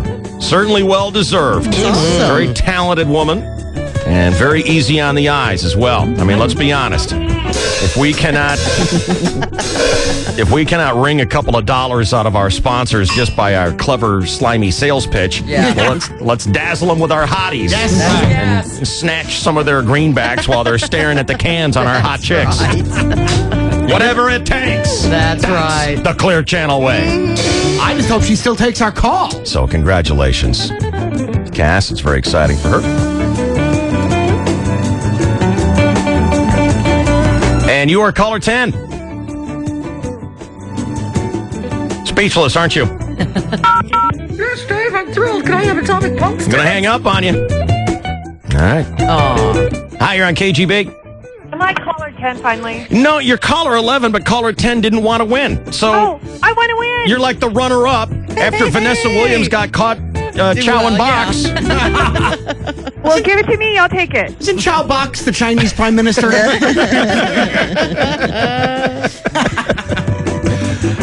It's going to be you. Right on. Yeah, what's your name? Lisa, What are you doing today? working. How come? I don't know. How come Don't have the day off. How come you're not just being taken care of by some sugar daddy? You know, he's probably listening to the radio, so maybe he'll get a good idea. Who's your sugar daddy? Oh, you know, there's so many. Now, what kind of Way cryptic to answer was go. that? What kind of work do you do, Lisa? I'm an office manager. All right. Keep things running, don't you? Oh, yeah. You got to be there. If you're not there, they're toast. Exactly. All right. You do know what the reference is for today? Crack. Yeah. What would you rather have? Would you rather have pajamagram or a bag of crack? I would much rather have a pajamagram. All right. Would you go cozy or sexy? Probably sexy. That's what I like to hear. Right Atta on. girl. I don't even care if you're lying to me. Okay, Emily's going to hook you up, okay? Okay, cool. Thanks. Thank you, Lisa. Are you on pins and needles about the Heath Ledger autopsy results, which are expected at any minute? Oh, I'll keep a watch. Autopsy Watch 2008. Seriously, check it out. Here's what CNN is saying. Apartment where his body was found last month in Manhattan. Ledger's family plans to hold a private funeral in Perth, Australia. Let me get this queued up and ready to go. Okay. Okay, it's ready. When the coroner releases the official results, I just want to have ready to go. Yeah, we might be on straws and needles waiting the results. It's only a matter of what kind of drugs they found. Yeah. It's just too hard to speculate right now because, people want to say, hey, everything that they found was prescription. Mm-hmm. And, okay, that's fine. You can abuse those and die too. Absolutely. As well as get addicted. Especially since all the drugs that they found on him were basically knockout drops. Right. Yeah. And he could have really knocked Weren't him there himself some out. anxiety things too? Good and proper. Yeah. I didn't hear about that. All I heard about was like Ambien and also all the prescription knockout drops. Yeah. Poor dude couldn't sleep. Yeah. He complained about that. So that will be coming at any minute now here. We will tell you about that as soon as we hear about it. God, I've got so much stuff for you to look at on the website today, but I want to go through some of the stories I was reading this morning. I guess for the first time ever, I didn't know about this, but all safety's off. The CIA acknowledged for the first time on yesterday, that they had indeed used waterboarding to force captured Al-Qaeda's to reveal information. What a shock. Yeah, I guess I didn't know that this was like officially now announced. Not until yesterday. That just happened yesterday. Yeah. Yesterday, admitted it. They talked about the guys who were waterboarded in 2002 and 2003, and they said it stopped. They stopped in 2006, but it's still technically permissible. And they say about 25% of what they know about Al-Qaeda came from these interrogations. And, waterboarding is basically where they make these guys feel like they're drowning. Mm-hmm. So the big question, of course, is if it saves American soldiers, are you for it? Yes. I'm for it too because they can't actually drown from it because they're upside down. And I like it upside down. Who's calling that torture? Yeah. I'm thinking about joining Al-Qaeda. If you're upside down, Thinking about joining Al-Qaeda and making myself an easy catch. You'd like to Gitmo at Gitmo. Damn right, I'll tell them whatever they want. Yeah. I'm for it. Yes. Yep, I'm not for it. You would rather have American soldiers die. No, that's not the question. That is actually. exactly No, the it question. actually I isn't. said The question is, Shelley, I just asked it. I asked. that's not the either or though.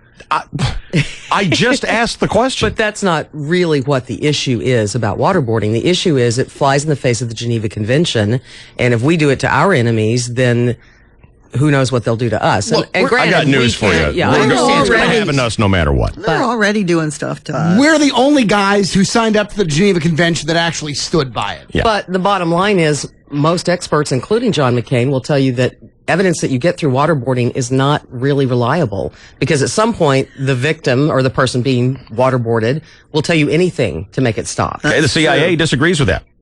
Well, they say 25%. And they have 25% of what they know and they came have from those reason, interrogations. They have a history of, cooking the books, and they might, I would suspect that number because they need to have something to support to justify what they've already been found guilty of doing. Right. Their use basically. And the bottom line is they're in a little bit of hot water for it, and of course they're backpedaling right now. They're only in hot water for it. Is it hot or room temp?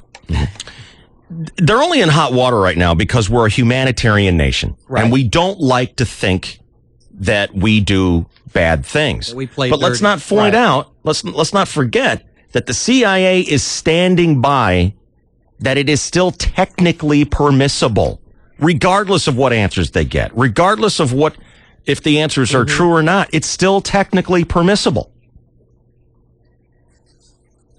According to whom? According to everybody. Everybody who looks at the rules says, well, all right, I guess it's technically permissible. It's like having an argument with Boyer. It's technically permissible. And the question was, if it saves American soldiers, are you for it?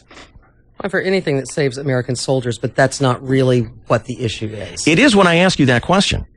Because then obviously, of course, how can, what an unfair question to ask. Of course you're not going to say, kill our American soldiers.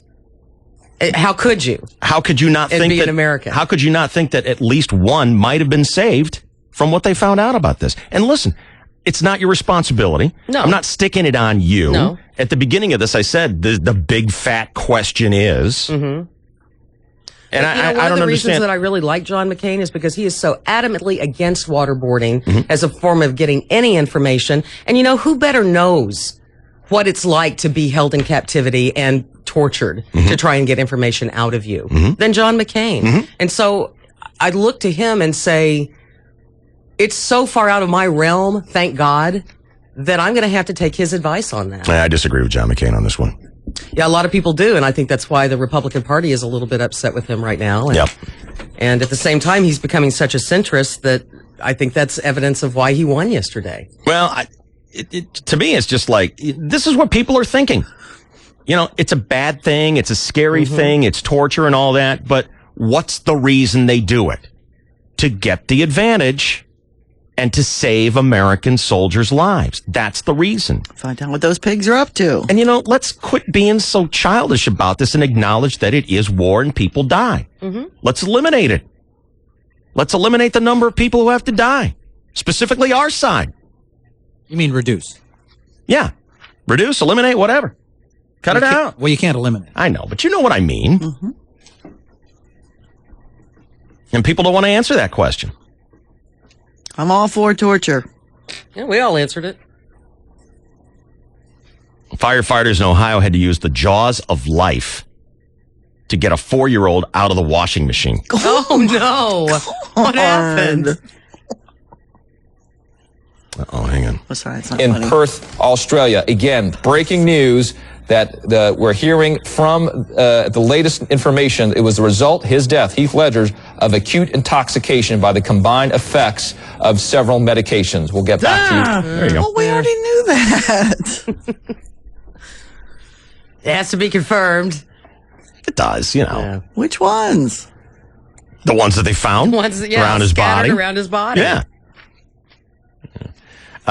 This little kid climbed into the washing machine, and Mom found him wedged in there against the agitator with a knee folded up against his chest, and it's hard to believe, but they couldn't get him out. Oh, no. They couldn't get the kid out. And don't you think you'd be like pouring vegetable oil and stuff all over him? Anything. David, you want to use Valvoline? There's a better viscosity. They just couldn't get him out. Oh, They called firefighters. Firefighters couldn't unwedge this kid. So they brought in the hydraulic jaws of life and demolished the washing machine. That's not good. Was it a stackable? Because then the dryer goes with it. It's sad. I'm trying to think. Put Reese Rickards in this situation. He just throw a load of clothes in there and make you fold them as they dry. Well, you leave him in there for a couple of days, he'll lose some pounds, he'll slide right out. It's like Winnie the Pooh. When Winnie the Pooh got stuck in his window, Right. the only way he got out was to starve him out. That's right. Take away his honey. With a jar in his head? They took away his honey. I remember this episode distinctly. It was bitter medicine. It was but he actually, had to do I it. think it was actually stuck in the rabbit's house. In the rabbit hole. Yeah, well, it was Rabbit's house, and Right. and Rabbit was like hanging a picture on Winnie the Pooh's ass, trying to make the best of a bad situation. That's torture. Right. And then finally, after a couple of days, Winnie the Pooh dropped a couple pounds, and he was Right. able to get out of that Right. that window hole. Maybe the Suns could do that with Shaq. Just jam him in a hole and make him lose a little weight. No so he's more honey for you, faster. Shaq. Sorry. Then he'll be the fastest son on the team. There's a slight cleanup on the floor below where he was stuck, but whatever. That helps with the weight.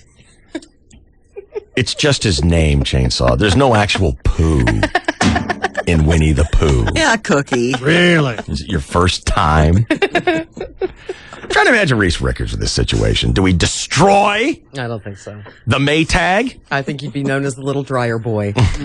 David. And well, it's the washing machine. That's the problem. You Oh, don't yeah. get in the washing machine. You get in the dryer. There's not that thing in Stupid. the middle, idiot. Got any experience with this, Chainsaw? Yes, as you know. What are you talking about? Hide and seek. Chainsaw was a stupid little kid who got trapped inside the dryer. Oh my Dryer. God. Hide and seek from my brother, and you know what? He did not. He did not find me. What happened was Chainsaw and his brother were playing hide and seek, and Chainsaw said to himself, "I'll hide in the dryer. He'll never find me." And that was his voice at 7. Yes. And it was a windowless one, so there was no way for him to no. see me if I didn't make a sound. I'll hide in the dryer. Yeah. I'll never be discovered. Oh my. And then what happened, Fake? What? Wait a minute. That sounds like my brother has abandoned the contest and is now taking a bath. Great memory. It Which was he never does. after school, before the parents come home, my brother's taking a bath. I hear the water being drawn Yeah. across the house. Now, is this your older brother? Yes. Yeah, he discovered how to spank. That's what that was all Oh, about. that's right. Ah, That's what that was all about. Spank time. And finally, I, sweating like a pig. Just all right. That's it. My mommy and daddy are gonna kill me, but it's either they kill me or I die now. So I blasted open the door. Oh. You went all Mannix on the door. Hinge be damned. And you know what? The hinge didn't break. Nice. Wow. Did mom and dad ever find out? I think there was some admission, Yeah. but the dryer door still functioned. Thank God. So I was not killed. I'm wondering if there's anybody listening who has done something stupid like this, which has caused the total destruction, wrecked something, or caused a trip to the hospital. Yeah. The closest I can come to that, I never wrecked a dishwasher or anything like that. But the kid got in the washing machine. Why? That's the answer. Right. I don't know. We were goofing around. Because it was there. This is the critical component to this. Is there anybody listening who? The answer to why did you do that has to be, I don't know. For whatever reason, when I was a little kid, I stuck a pussy willow up my nose. Yeah. Hey, And I couldn't get it out. Nice and soft. I couldn't get it. It was. And I couldn't get it out. And I finally had to go to my parents and say, I have a pussy willow up my nose. Why? I don't know. And I can remember my father laying me down on the bed, working on me furiously with tweezers. And he was so pissed at me because he said, "You realize if we can't get this out, we have to take you to the hospital." Uh-oh. And there's all kinds of reasons to be pissed off. Going to the hospital is a drag. Having to explain to the doctor that that's my son with a pussy willow up his nose. But he got it out. Thank God. Gave me a bloody nose, but he got it out. I was going to say, tears and blood. Oh, it's just yeah. Why did you put a pussy willow up your nose? I don't know. Well, tell us now, after 40 years, why? Why did you? I don't know. I have no answer for it. That is truly the correct answer. Yeah. Wow. I don't know. Kids do stupid things. Haven't you ever come home and your kid is sitting there with maybe the very expensive remote control, and they're just like banging it on the table. Right. Or they're breaking something in half. Right. Like a candle. Yeah. They're just sitting there watching TV and they're dismantling it. And you say that, "What are you doing?" And they look down and they go, "I don't know." It is in a kid's genes to break stuff. Right. And they don't know how they do it. Yeah. They don't know why they do it. Yeah. But it is their primary mission. Something to do. Why'd you climb the mountain? Because it was there. But some people never grow out of it. I had a college roommate who had to she had to stand on the back of a rocking chair. It was mine. Put 2 feet on either of the little skids while her boyfriend was in it rocking. And she was shocked when it broke. My kids are always shocked when things break. They're shocked. And I'll tell you something else. Wait. No one ever admits to it. Right. Yeah. When if they break something, then you're caught. But like you walk upstairs. And, like there's one of those stone coasters, the stone ones that soak up the sweat from a glass. Right. It's broken in half. Yeah. It's broken in 4 places. Good God. Who did this? I don't know. Wasn't me. Barney must have sat on it. Right. And I know one of them did it. Of course. And they don't know that they did it. Right. Because kids sit there and they put it on the TV and they sit down and they just start breaking stuff. Yeah. And they don't know that they're doing it. It's an out-of-body experience for them. Right. And I don't know why I put a pussy willow up my nose. I was probably watching TV. Mm-hmm. Hey, there's a pussy willow. I better get that in my nose. But it's the beauty of having brothers and sisters that you can say, I don't know who did it. Unlike Boyer, who probably got blamed for everything. It's the anger. Hey, Glenn, you're on KGB. What's going on? Hey, I have a nephew who had a bean stuck up in his ear. And was it a self-administered bean? It was a self-administered bean. As a first grader, they had a contest as who could hold the bean in their ear long enough in class. Well, he kept it in there all day long. He went home to his dad and showed that he had a bean in his ear. Dad couldn't get it out. Had to bring him to the doctor. And then the little boy had to go in and explain to the doctor he put a bean in his ear. And he had to take it out. Yeah. Now, what are they doing that in school for? That's stupid. I don't know. Because they're dumb. It's the teacher. Totally. Oh, I doubt it was a sanctioned No.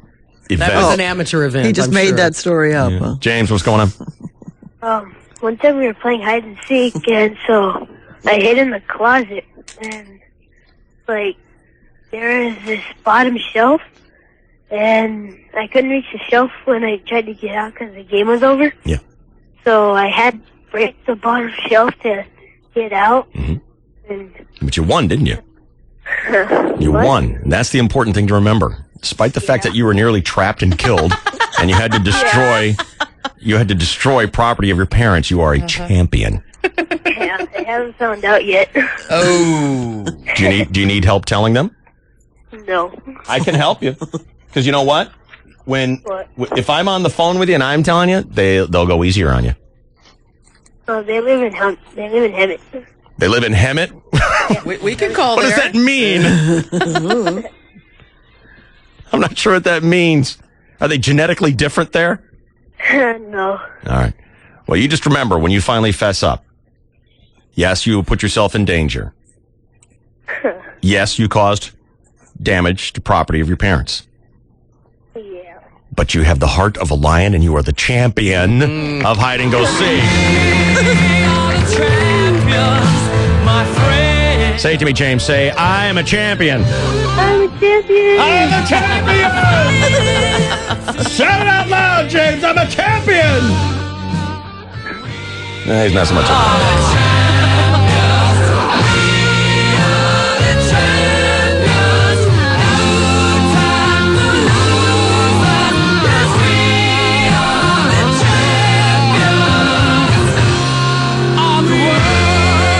I want you to say to yourself, I deserve this.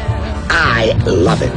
I am nature's greatest miracle. Go ahead, say it. I trust me, Homer. I do. Take a step and say it. I deserve it. Louder. I deserve it. Shout it. I am nature's greatest miracle!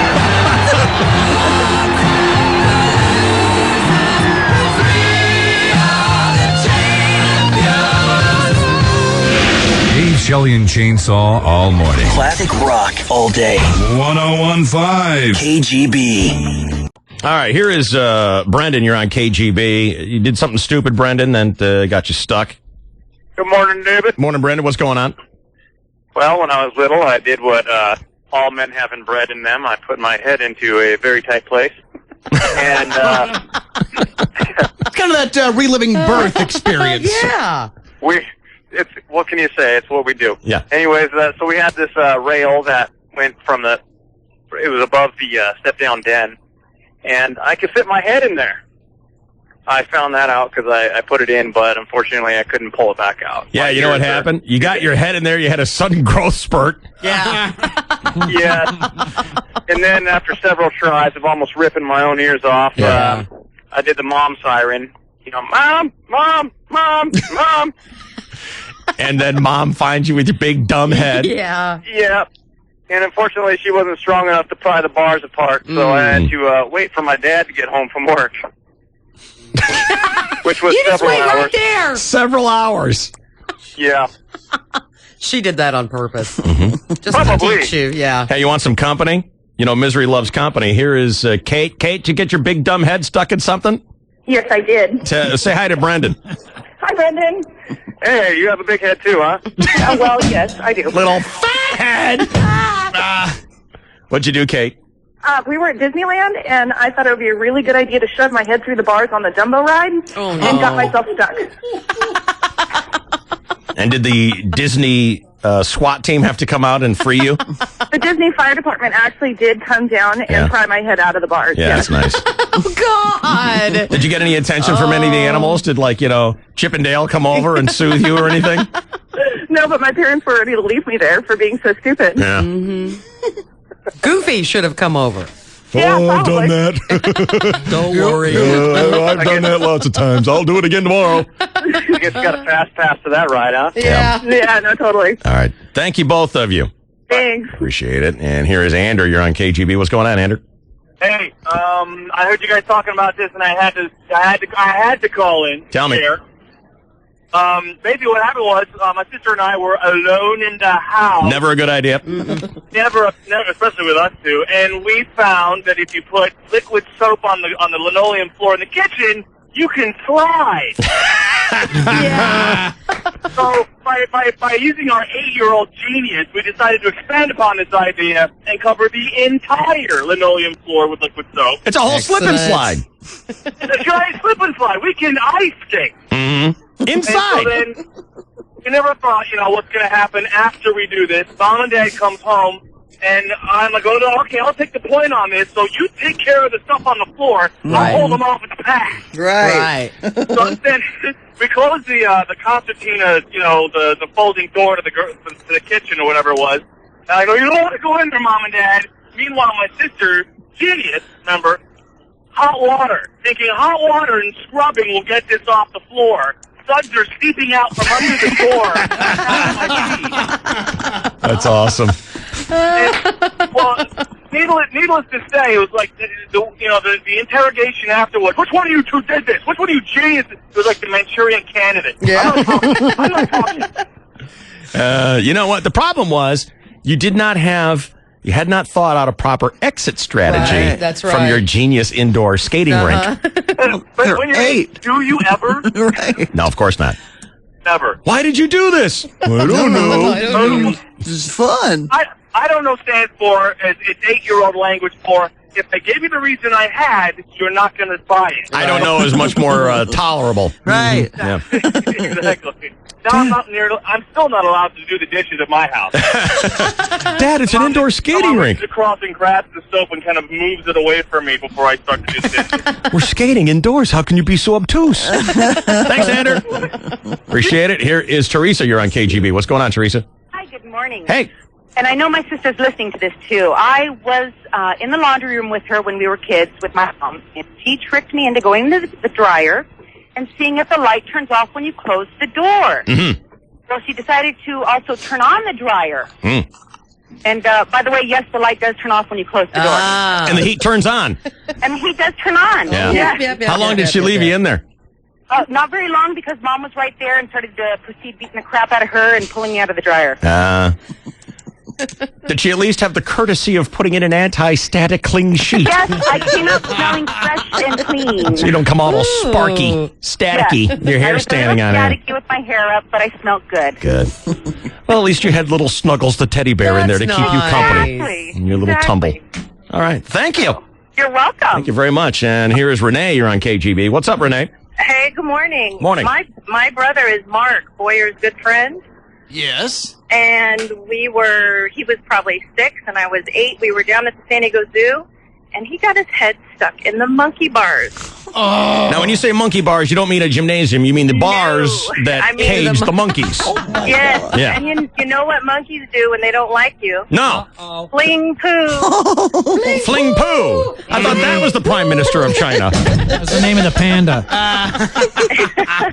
So did they fling poo at him? Oh, yeah. Yeah. You know, monkeys are smart. Yeah, they are. And, that's the Yeah. greatest weapon you've got, and you're just going to keep producing it and producing it. Yeah. No one wants to get hit by that. It's always there. It's great. Good story. Dad got him out, but yeah, he was dirty when we left. That is funny. How humiliating. Oh, and think about riding home in the car. You stink. Move over. But he's not a friend. He's a buddy, right? Yeah, buddy of mine, yeah. Buddy, yeah. Friends or girls? That's awesome. I'd Renee. make him ride in the trunk. Thanks, Renee. Thanks. See ya. Fling poo. Poo flinging monkeys. Love it. You know what? I would have made Mark ride in the trunk anyway. You know what? I would pay a premium ticket price if I knew that the day I went to the zoo or the wild animal park, a little 6-year-old kid would have his head stuck in the bars and the monkeys would fling poo at him. I'd pay extra for that. But it couldn't be staged. It would have to be legitimate. Right. Yeah. And would you be hiding your laughter? No, I would be encouraging the monkeys. I'd bring extra ammo.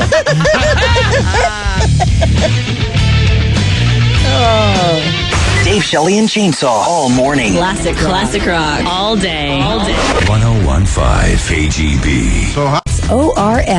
ORFILA.com. Guys, what do ladies want for Valentine's Day?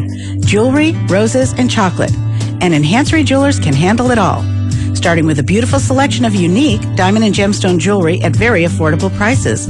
Next, for less than the cost of a dozen roses, Enhancery Jewelers has beautiful real long stem roses preserved in 24 karat gold.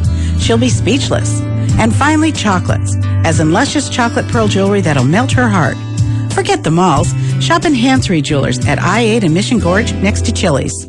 Shotgun Tom here for North County GMC, announcing the winter clearance sale at North County GMC. North County GMC in Escondido and North County GMC in Carlsbad are the largest GMC dealers in San Diego. And right now, you can use the power of volume to get your best deal. For example, right now you can buy the amazing 2008 GMC Acadia for just $27,900 or a Rugged Canyon extended cab pickup for just $13,900. Both the Acadia and the Canyon are EPA rated at 26 mpg highway. Or get 0% APR financing for 60 months on all remaining 2007 Yukons, Denali's, Sierras, and Sierra Diesels. Get the big volume deal at North County GMC in Car Country Carlsbad or in the Escondido Auto Park. $27,900 on Acadia number 173-268 after $500 rebate. One at this price. $13,900 on Canyon number 247-448 after $1,500 rebate. One at this price. 0% APR financing in lieu of rebate. No money down on approved credit. $1,667 for $1,000 financed. Offer expires 2/13/08. Today's blue chip keyword is Cab. C-A-B. Cab. not a blue chip VIP. Click on 101kgb.com. Keyword blue chip. To find out how to be a winner. From 1015 KGB. FM, San Diego. 1015 KGB, Dave Shelley and Chainsaw Show. Cookie Randolph Sports this break. The Dean of American Sportscasters in with an interesting trade in the National Basketball Association. Plus, Bill Belichick back to his cheating ways postseason as well. Cookie Randolph in with all that and more this break on the 1015 KGB Best of DSC.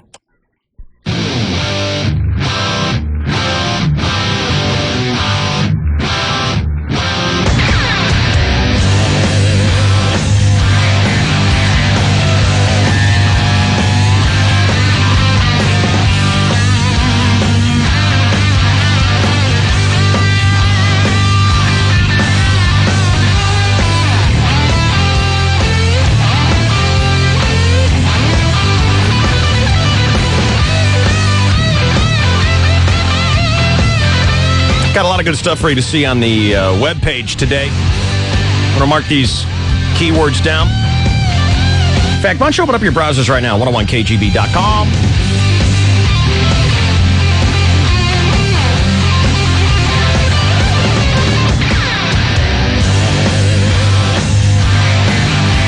Y'all remember Deborah Winger? Yes. Remember how cute she was in An Officer and a Gentleman?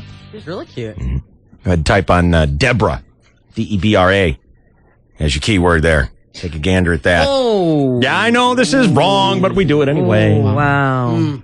Wow. It's like somebody winged her. Guffaw. Yeah. Getting old sucks. You remember Christopher Lloyd from Taxi and Back to the Future? Yeah. Oh, good God. He always looked really old. Look now, Chris, Chris. Do that keyword, Chris. Oh, my God. And back in Taxi, didn't he already look like an old guy? Yeah, well, he looked like a bum. Yeah, but look, oh, God. Yikes. Bad hair choice, bad. He looks like a professor I had in college. Looks like George Carlin. Let me give you a couple more to look at later on. Just write these keywords down. A strip poker game for the ages is found at the keyword poker, which is a great one. And do this one when you're alone. All right? The strip poker one? No, this next one I'm going to tell you about. Do this one when you're alone. All right? Trust me on this one. Do it when you're alone. Type in the keyword surprise. And you want sound for that one, okay? Surprise is the key word. I don't know if I put any more up there. Are there any more up there, Emily, from today? Poker. I believe that's all of them. Yeah, poker, Chris, Deborah, surprise, but I'm And crack. Oh, yeah, crack. Started us off this morning here. Check out the headlines when you put in the keyword crack. Okay. Let's get you hooked up with an update on sports with a chainsaw here on KGB. Hello again, everybody, in the sports world. A little more on transcendental meditation, you know, a little enlightenment for everybody. TM is simply the learned discipline of deep relaxation techniques by repeating a soothing sounding Sanskrit word or mantra for 20 minutes twice a day. The yogi's cause of death was attributed to his accidentally meditating the words Paris Hilton, and his brain actually imploded. So it's very sad. I hate to hear that. The New York Giants celebrated their Super Bowl victory with a parade in Lower Manhattan yesterday. Scary moment. The mouth breather that is Giants quarterback Eli Manning started choking on the confetti. But an emergency dustbuster was called into action. Eli was able to speak. Joy, we've had our ups, we've had our downs, but everything that we've gone through this season has made it so special. It's been an unbelievable journey, and I would not trade any moment Journey for this moment right here, standing up here in this city, going through this parade. It's been a true honor. Thank you very much. You see, this is what happens when your team wins, Isaiah Thomas. One fan watching the parade wondered, is that the Giants' offensive line on that float or the hosts of The View? I can't tell. And why was Billy Belichick videotaping the parade? Is that legal? I think you'd already know how the victory parades work. And then some buzzkill suggested, you know, instead of standing here getting hammered, we should really be voting. Just kidding. Fill up that beer funnel again. San Diego State Aztecs men's basketball team will host Air Force tonight at Cox Arena. Rose. The Aztecs are 5-2 in conference, 15-6 overall. Aztecs coach Steve Fisher, sounding vaguely like Mitt Romney to me. Anyway, he said that every team has a bisexual lover. What's that about? Everybody has a bi. Yeah. And you have to make the most of it for when you have yours and the makeup of the season and et cetera, et cetera. Lipstick and it was makeup? good for us. So Lipstick we were lipstick? coming off an exciting, hard-fought victory at Colorado State, and we had gone, I don't know how many straight days, so we needed a little time off. You know, whenever you have a few straight days, Ruth, you need a little time off to go with a bye, right? Right. Everybody does. Aztecs Air Force, Cox Arena, tip-off 8 p.m. tonight. Meanwhile, in the National... People are disappointed because the president's cheating on his wife. I'm disappointed at the quality of woman he's having sex with. Jesus. Hey, Bill, you're the president of the United States, not the International House of Pancakes, okay? Quit banging hostesses from Applebee's. Even your idol, John Kennedy, was having sex with Marilyn Monroe. You're having sex with Marilyn Manson, all right? Pick up the pace. You got that little smirk on your face. You think you're so clever. Basketball Association. Looks like Shaquille O'Neal is going to go from the Heat to the dry heat. trade is in the works. Shaq about to be traded from Miami to Phoenix. And the Lakers' new center, Powell. I got it right? Powell. That's how you pronounce it. Yeah, okay, that's how you pronounce it. How do you spell it? P-A-U. Powell. So I'm pronouncing it right. He's foreigner. Lakers' new center, Pau Gasol, had a successful debut. Is that right, Ruth? I don't know. Oh, okay. Gasol, I think. Okay, all right. 24 points, 12 rebounds in a win at New Jersey. And people are saying, hey, he's the missing link, the magic piece to the puzzle for a championship run. Get other sports, David. We like players whose last name is Gasshole. There you go. Jesus. But I don't know why. I can't figure it out either. 10, 12, 45 seconds, and this is your 101.5 KGB Sports Network. Oh, my. Listener Jim writes, Dave, that keyword surprise has me crying at work again. Thanks. I had to close my door to keep people away. Damn you, Dave. Oh. I told you to do it alone. I told you, Jim. Jimmy! Do it alone.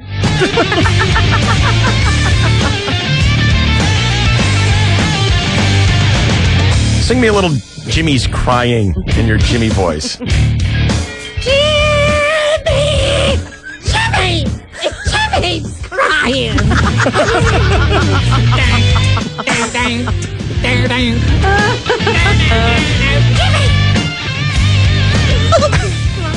Well, now we gotta hear it. Yeah.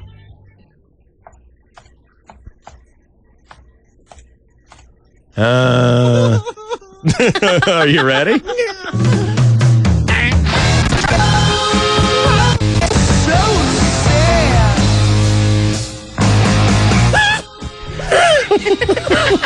Jimmy's crying.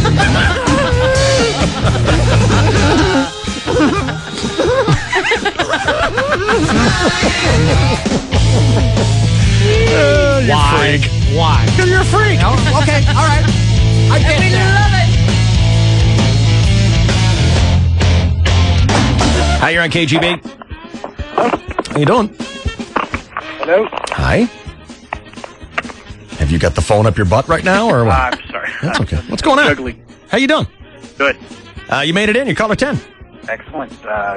Crack is the reference. Yes, it is. What's your name? Good talking to you. Hold on. Bye-bye. Your show is only as good as your last caller. Uh-oh. Ooh. Well, we've sucked for years then. Got the day off tomorrow. Hi. Hey, Vern. How you doing, Vern? Fine. You guys are great, and I really think you're lovely, and I love your show. Let me hear you sing some Van Halen. Jamie's crying. Dun, dun.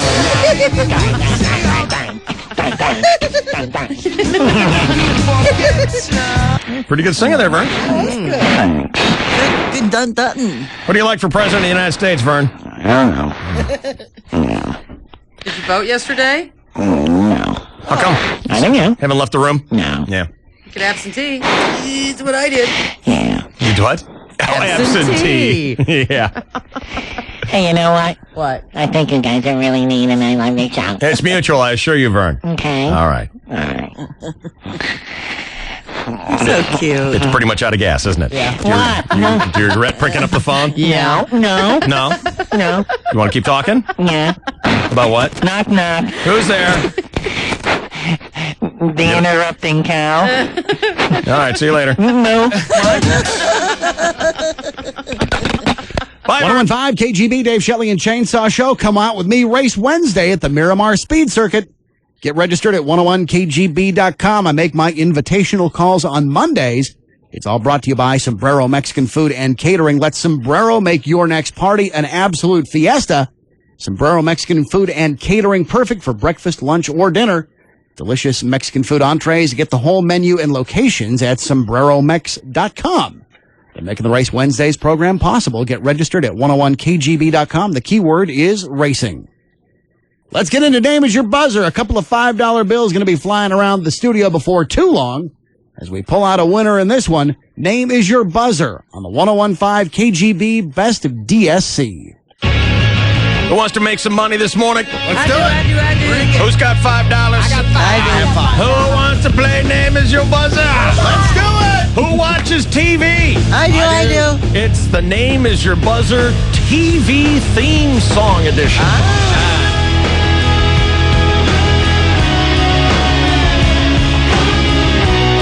Emily, I wouldn't advise you play this episode of Name Is Your Buzzer. Okay, I appreciate it. Good looking out. I don't think you're going to know these. A little before your time, okay? Bet you're right. Unless it's Full House and Family Matters. Well, see, I don't have the theme song for like The Hills or Hannah Montana. About Perfect Strangers.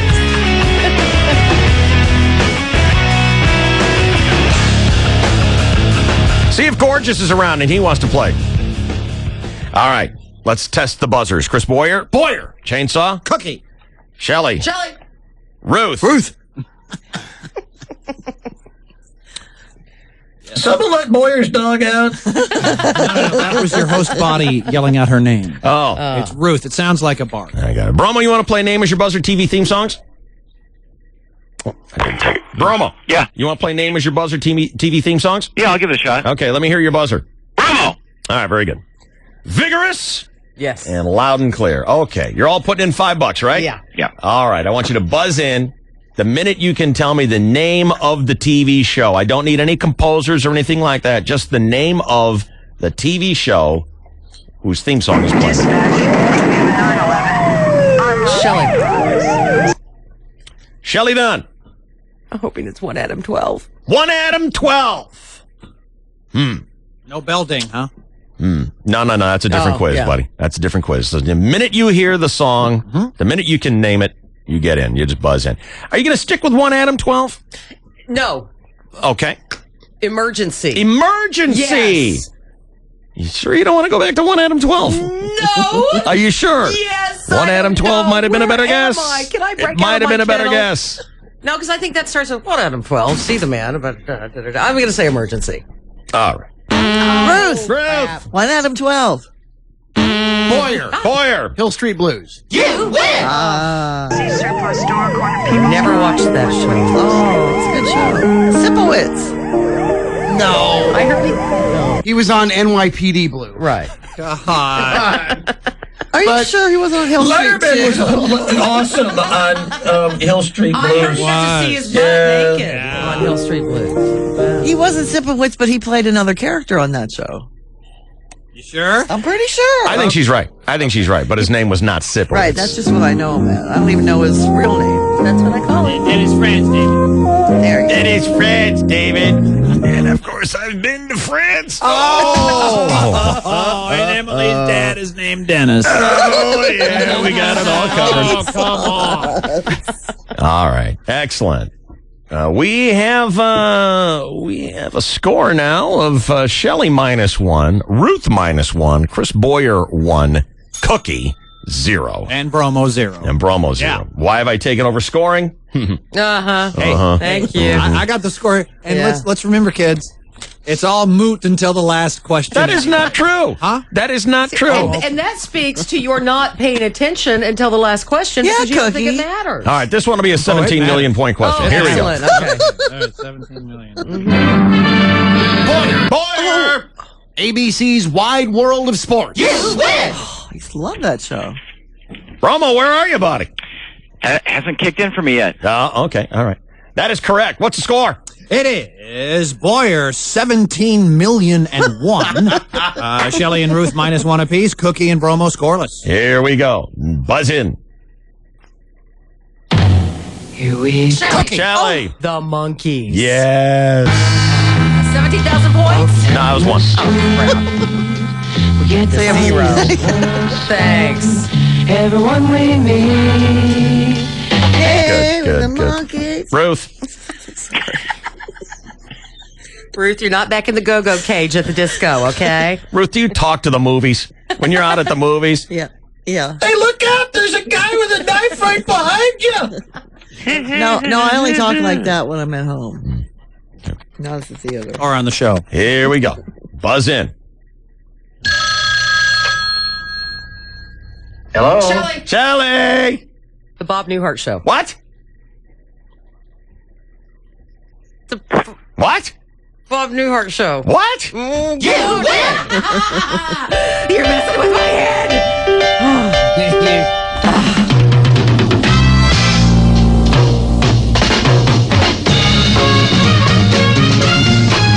The bigger question is, can it be clucked?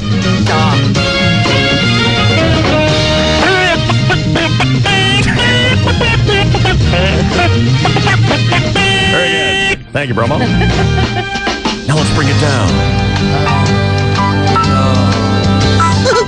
Look, there's...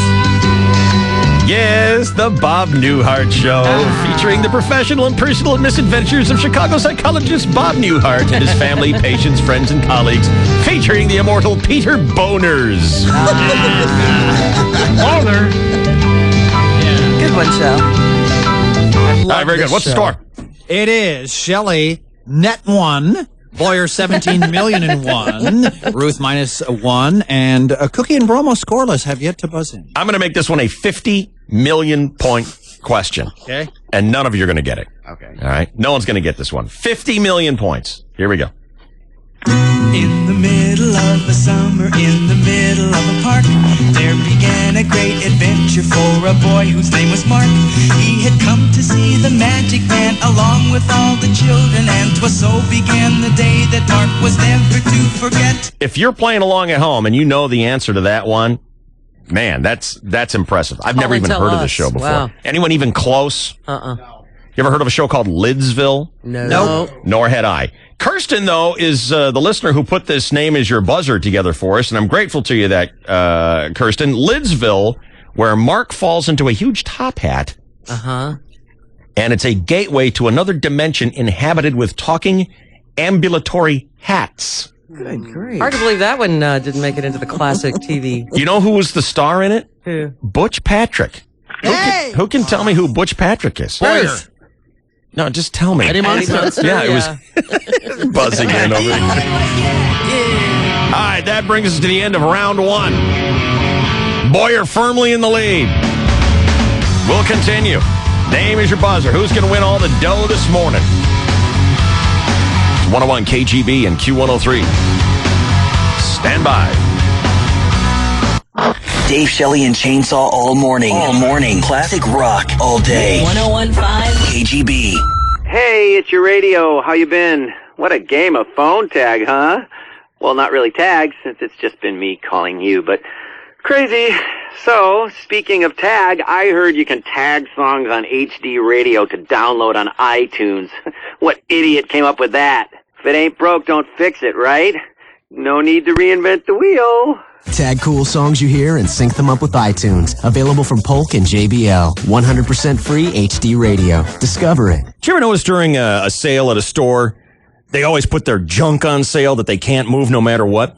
Well, Sleep Train is having their best sellers sale, which means you can save on stuff that is already in huge demand, like Sealy, Simmons, Beautyrest, and Posturepedic. You're going to save on the best-selling twin, full, queen, and king sizes. Hurry into Sleep Train today. You get 12 months free financing on your good credit. That means no down payment, no monthly payments, and no interest at Sleep Train, your ticket to a better night's sleep. I guess candy and flowers are okay for Valentine's Day, but why not give her something romantic that will last a lifetime? Like one of Shane Company's heart-shaped ruby and diamond pendants for only $275. These beautiful designs feature a brilliant natural ruby cut into a perfectly proportioned heart shape. I know, because it takes a whole year's work to create this collection, finding the right rubies in Bangkok, and then having my gem cutters shape them into perfect hearts.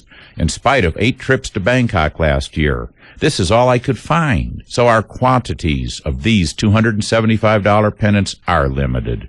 No one else has heart-shaped rubies of this quality. So come to Shane Company for a gift she'll cherish long after candy and flowers are gone. Now you have a friend in the ruby business, the Shane Company, on Camino de Lorena Road, across from Mission Valley Mall.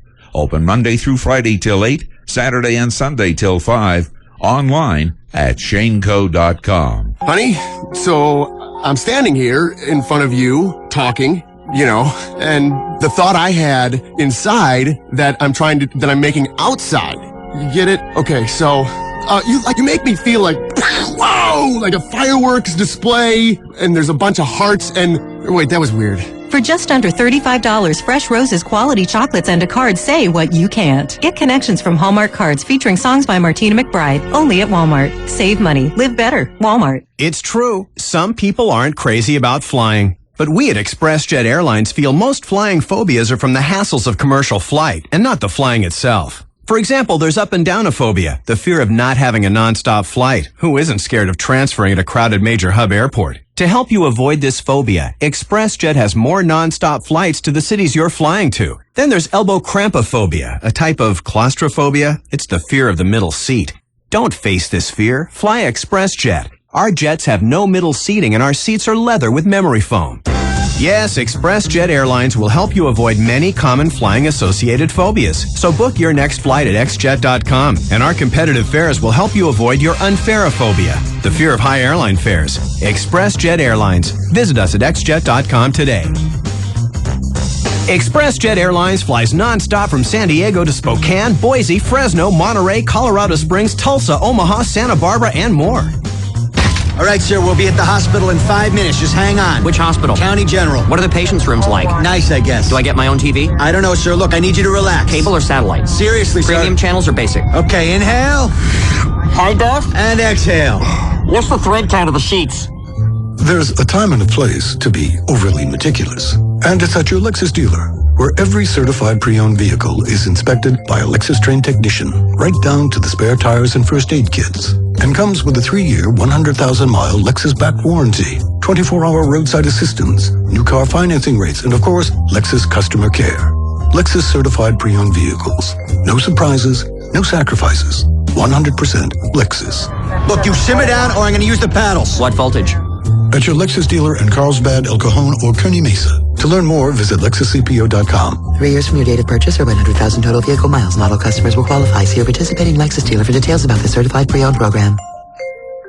101.5 KGB-FM San Diego, the best of Dave, Shelley, and Chainsaw. Let's dig into the wallet and get ready to figure out who's taking home. I think we got about $20 on the line on this one. This is Name Is Your Buzzer TV Themes. We're going to wrap it up this break on the 101.5 KGB Best of DSC. All right, thanks to listener Kirsten for putting together a great Name Is Your Buzzer TV theme songs. Boyer has a commanding lead of 17 million points. Yeah. Let's pick it up now. Bring you the second half of TV theme songs. Name Is Your Buzzer. You still with me there, Romo? Yeah. All right. And Emily, are you glad you're not playing, or are you feeling like I could have won this game? I haven't heard of a single one of these two Okay. shows. All right. Excellent. You haven't even heard of, like, Hill Street Blues? Nope. Bob Newhart Show? Nope. Okay. So when you said you haven't heard of a single one of them, you meant, actually, you've never heard of any of them. Any of them. Okay. All right, here we go. Buzzer's ready. Tell me the name of this. Boyer. Different strokes. I'm sorry? Different strokes. Well, you're saying the first word it sounds odd. How are you saying that? Different. Different. Oh.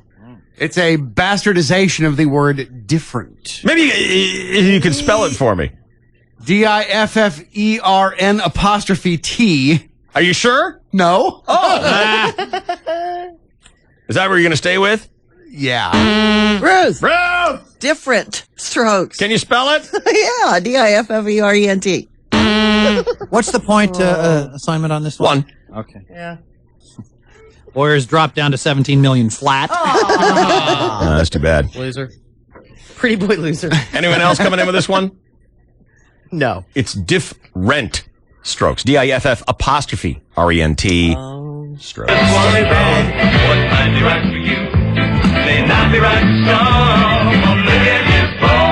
It was a Gary Coleman show, wasn't it? Yes. Mm-hmm. Gonna do you from behind.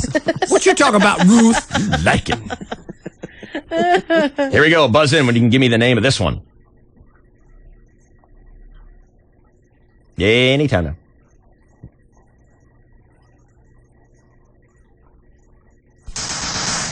Boyer. Miami Vice. You win!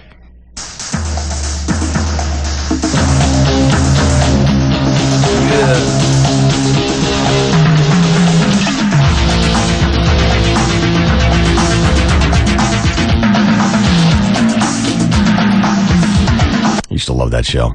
So love that song. In stereo, we're available. All right, here we go. This one is going to be a 41 million point question. Here we go. Buzz in when you can give me the name of the TV show, the theme song that's playing now.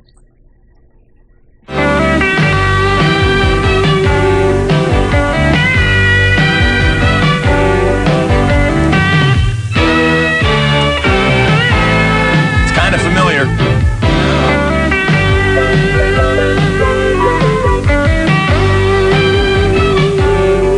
This was the TV show about 3 Vietnam veterans who work as private eyes in Southern California, aided by their chunky and old pink helicopter, the Screaming Mimi. Played for 2 years in the 80s. Nobody? 41 million points. Riptide. Never heard of it. Never heard of it. All right, here we go. Let's make this a 27,000 point question. What would you do? Promo. Wonder Years. I'm sorry? Wonder Years.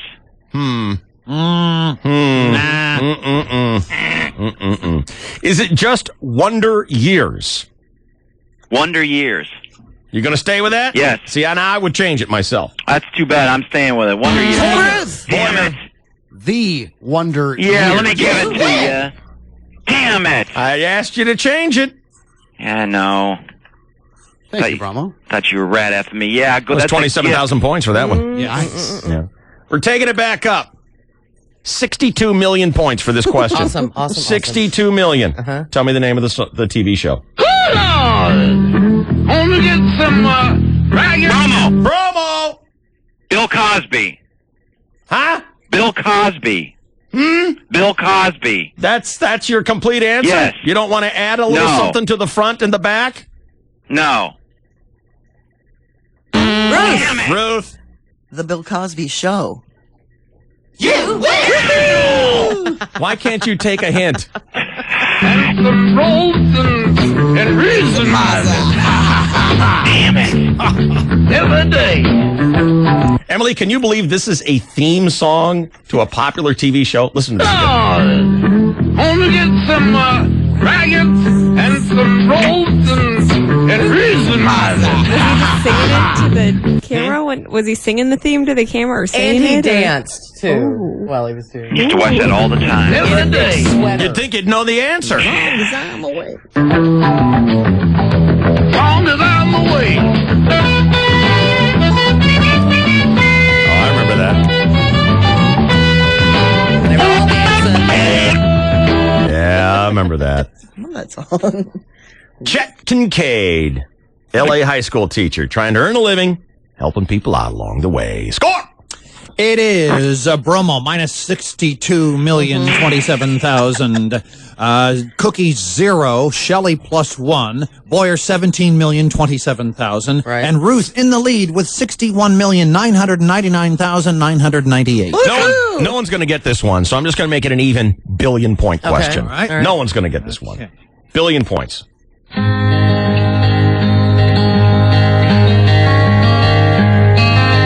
Deep inside the forest is a door into another land. Here is our life and home. This is TV theme songs. Name is your buzzer. Here forever in the beauty. This was the show about an innocent fugitive from the law who lives in the wilderness with a grizzly bear and helps passersby in the forest. Boyer. Grizzly Adams. Is that your complete and final answer? No. Good thing. The Life and Times of Grizzly Adams. Oh, wow. You win! Wow. Lucky ass. Lucky ass. $1 billion. Wow. What a lucky ass. That was impressive. Starring Dan Haggerty, who later caught his beard on fire. And Was eaten by Had a it put bear. out. Denver Pile. Oh. Yeah. Here we go. Next question.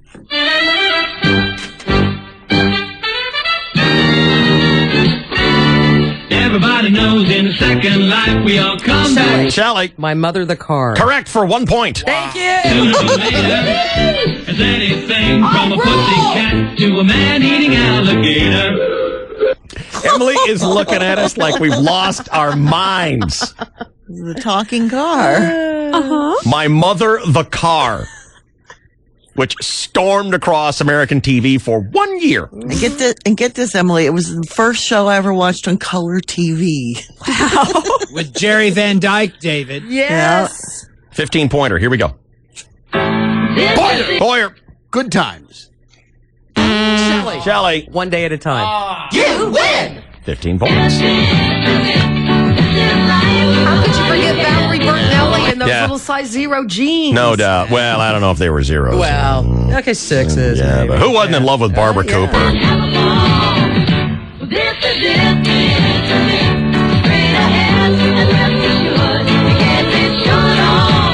And of course, Schneider there. My friend Schneider. He was the best. Ms. Romano. Ms. Romano, Schneider. Get some of that. Huh? What a stupid show. Oh! You were let me ask you a very important question. Yeah. A very important question, okay? Yeah. Were you in love with Barbara Cooper? Heck no. You're gay. That was one of the dumbest. That was You one of the are top 10 you are the dumbest shows. gayest guy walking the face of the earth. Stupidest shows If of you weren't in all love with time. Valerie Bertinelli, you are the gayest guy That walking. show is so stupid. He had a thing for Mackenzie Phillips. God. Yeah, he liked the ugly sister. One day at a time. Ruth. 2 million points. Drop in the bucket.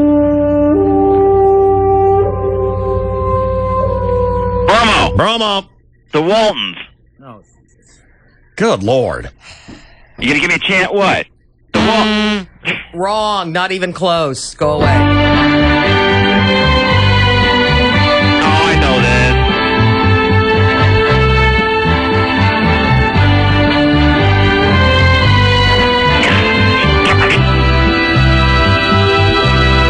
Does anyone want to give Bromo a chance to guess again? No. No. No. Yeah. No. Now y'all, no one gets it. I know what it is. What is it? Little House on the Prairie. You are the gayest guy walking. You didn't love Barbara Cooper, and you know the theme song to Little House on the Prairie. Sure, I could see her your running down. penis. I could see her running down the hill right now. Oh God, you are gay. I'm going to give him 2 million minus for that. Thank you. Should I tack it on? Negative 2 million for knowing it. All right, let's make this one 900 million points. Okay. Drop in the bucket. 1, 2, 3, Shelley! Shelley! Laverne and Shirley. Is that your complete and final answer? Laverne and Shirley. That's nothing you're going to add on. No. Like Laverne and Shirley show? What, huh? What are you saying? I think I know what I'm saying. Well, how come when you try to give me hints, you don't open your teeth? I can't understand a damn word you're saying, you big DJ. That's all I give hints. God, and That it way makes no your one face can look see me funny. moving. Wow, we've been off the air for 30 seconds. What happened? Where is everything? There's no sound. Are you sure you want to say Laverne and Shirley show? Is that what I want to do? Well, I don't know. Final answer. Laverne and Shirley show. Ruth. Laverne and Shirley. You win!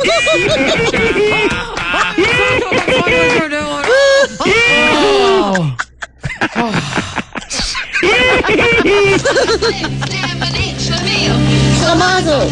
Hasenbamp Incorporated. We're gonna do it. Give us any chance, we'll take it. Read us any rule, we'll break it. We're gonna make our dreams come true. Doing it our way. I like it when she puts the little glove on the beer bottle and waves goodbye to it. Awful piece of dirt show. Well, I agree with that. Love that show. It is.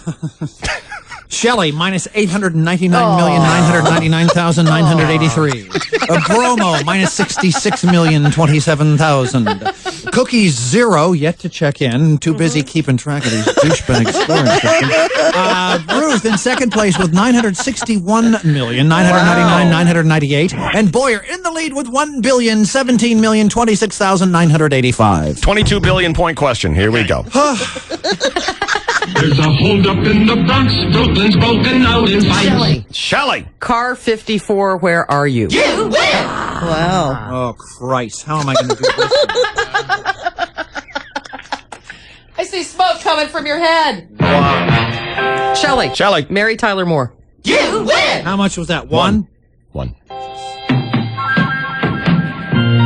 You know this one, Emily? No. Don't know the Mary Tyler Moore Show? This is a good show. Wasn't it called the Mary Tyler Moore Show? What? Wasn't it called the Mary Tyler Moore Show? Yeah. Didn't Shelley say Mary Tyler Moore? No, she said it right. Cheese it, Ruthie.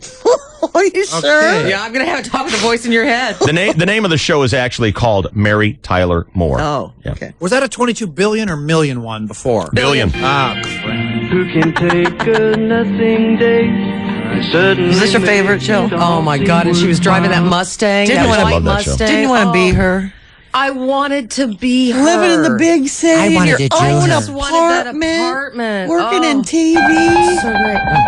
And you know who doesn't get credit enough for being hot? It was Rhoda. Rhoda was hot. Yeah, she was. Really was. Dr. David Banner, physician, scientist, searching for a way to tap into the hidden... Romo. $6 million man. What? You better change your answer right now. You better. The $6 million man. What are you talking about? strengths that all humans have. Then an accidental overdose of gamma radiation alters his body chemistry. And now when David Banner grows angry or outraged... Kelly. The Incredible Hulk? You win! How many points was that? One. Okay. I'm good at those ones. I know. I always seem to chime right in. $55 million for this one. Shelley. Oh. Family Ties. You win! That was how much? 56 million? 55 million. Don't be silly. Cut the chain for me. Thank you, chainsaw.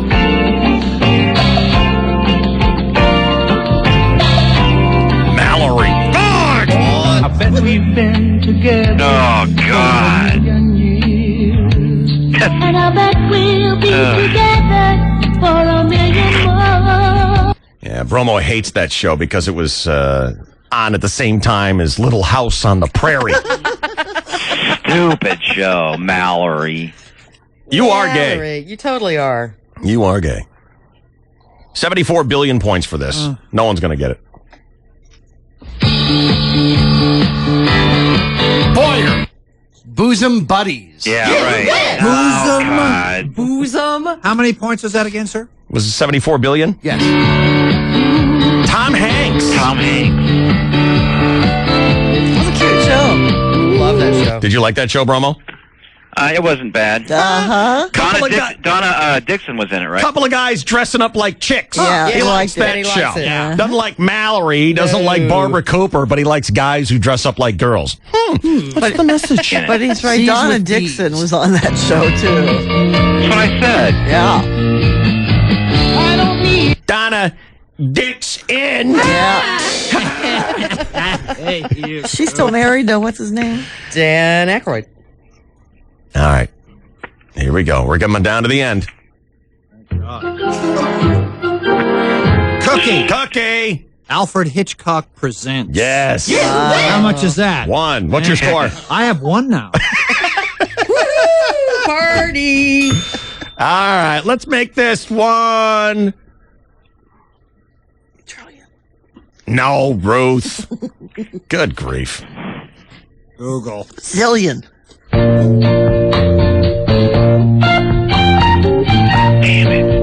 Cookie. Soap. Yes. How much is that? You now have 2 points.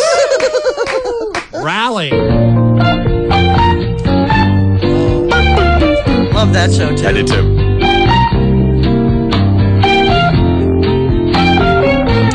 Billy Crystal. I loved Chuck. Remember the ventriloquist who had the dummy? Yeah, oh yeah. God, that was funny. And you remember the grandfather who was like an old army colonel and he thought he was still at war? That was a great Catherine show. Hellman, the slutty mom. Oh, that was awesome. All right, we better make this one 140 billion points. Good idea. Here we go.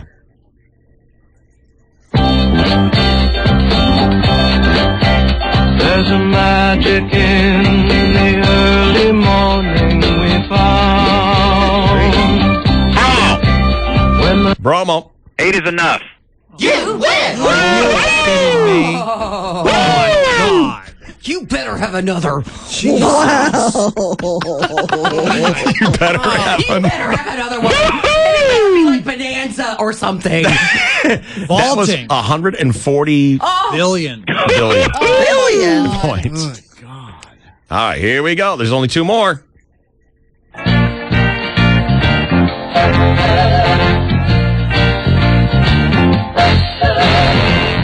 where you're going, not exactly knowing who says you have to call just one place.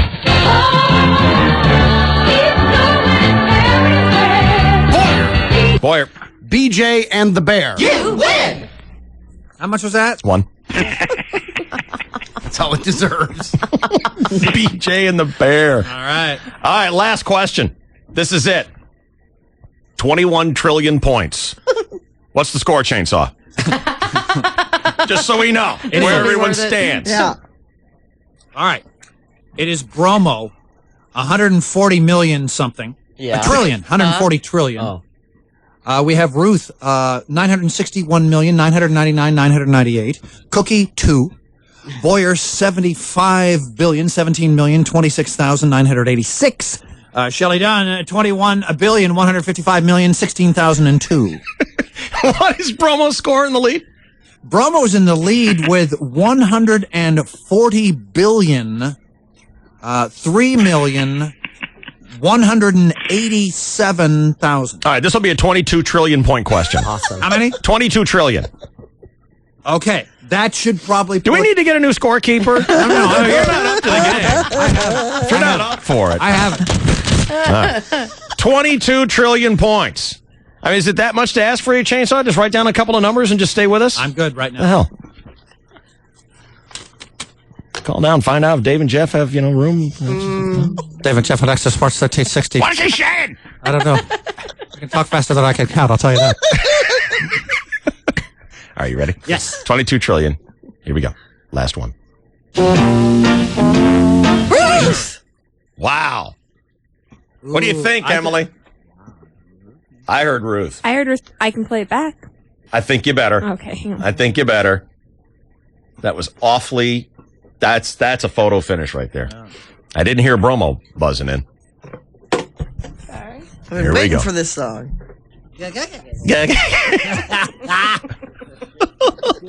Bite me. It's Bonanza. You didn't buzz in. The Bonanza Show. No. Starring Alan Alda. And Jerry Seinfeld. Why would, the equipment actually work when we need it, though? I'm going to say I heard Ruth first. Ruth! I thought so. Well, I'm probably going to say the wrong name because I was Mr. Eddie's father. That's what I always called this show.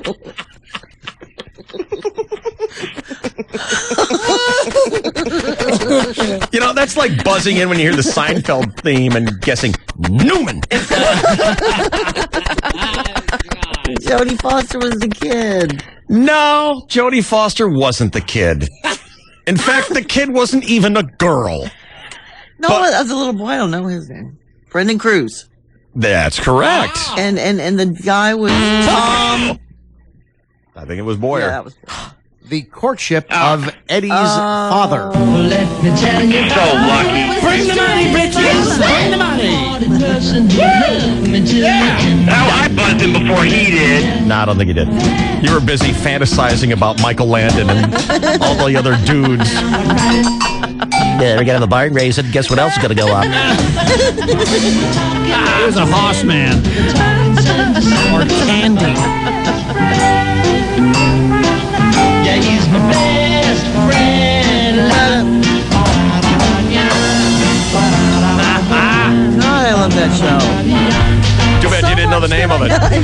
Why are you still talking, Ruth? Get in here with my money. Mr. Eddie Father. And no yen. I want dollars. He's always going out with hot chicks. Boyer wins. Final score. No. All right, excellent. Let's get right to the sports network, shall we? Get to work, Cookie. Thank you, RF. You're the king of the RF. What is the problem? We're asking you to do your job. Yeah, Cookie. What is your problem? Nothing. Is it too hard for you to do your 4 hours? My head hurts. Dave, Shelley, and Chainsaw all morning. Classic rock all day. 101.5 KGB. 1015 KGB, Dave Shelley and Chainsaw Show. Cookie Randolph in this break. We will do some NBA action. We'll talk sports history. This day in sports. Plus, if you're a parent and you've ever saved, I don't know, your child's umbilical cord or a tooth or something crazy like that, and your friends think, wow, that's weird. Well, listen in to what this kook saved as a little memento from his history. Chainsaw with sports details on that story and more on the 1015 KGB Best of DSC. Here's Chainsaw with sports on KGB and Q103. Well, good morning and thank you, David. Hello again, everybody in the sports world. Things could get messier for baseball superstar and alleged steroid user Roger Clemens. The trainer who claimed he injected Roger with steroids and human growth hormone back in 2001 and 2002 has turned over syringes and gauze pads with Clemens' blood on it to the feds. One expert suggested HGH could break down in 6 or 7 years' time, but the steroids would still be viable. And the trainer, Brian McNamee, stored the items in an empty I can't believe it's not steroids container, labeled it Roger, and stuck it in the freezer next to the body parts of the neighborhood kids he'd been entertaining over the past 7 years. Kind of creepy. But McNamee says he saved the stuff in case he ever got in trouble or busted, and then Clemens denied it. Just in case. So, creepy or smart or both? I'll go with both. Yeah. Couple of sports birthdays. Ruth, New England Patriots wide receiver. They just lost to the New York Giants in the Super Bowl. Major ganja puffer, 31 years old, Randy Moss. Token NBA honky with the Phoenix Suns. Looks goofy, but nailed Elizabeth Hurley, 34 years old. Who is it, Ruth? Not Steve Nash. Steve Nash. Oh, my God. Yeah. What's he doing with her? And Ashton Kutcher turns 30 today. Wow. He'll celebrate by wearing a trucker hat and continue to act like the world's biggest douchebag. Hey, I like pranks. Meanwhile, in the National I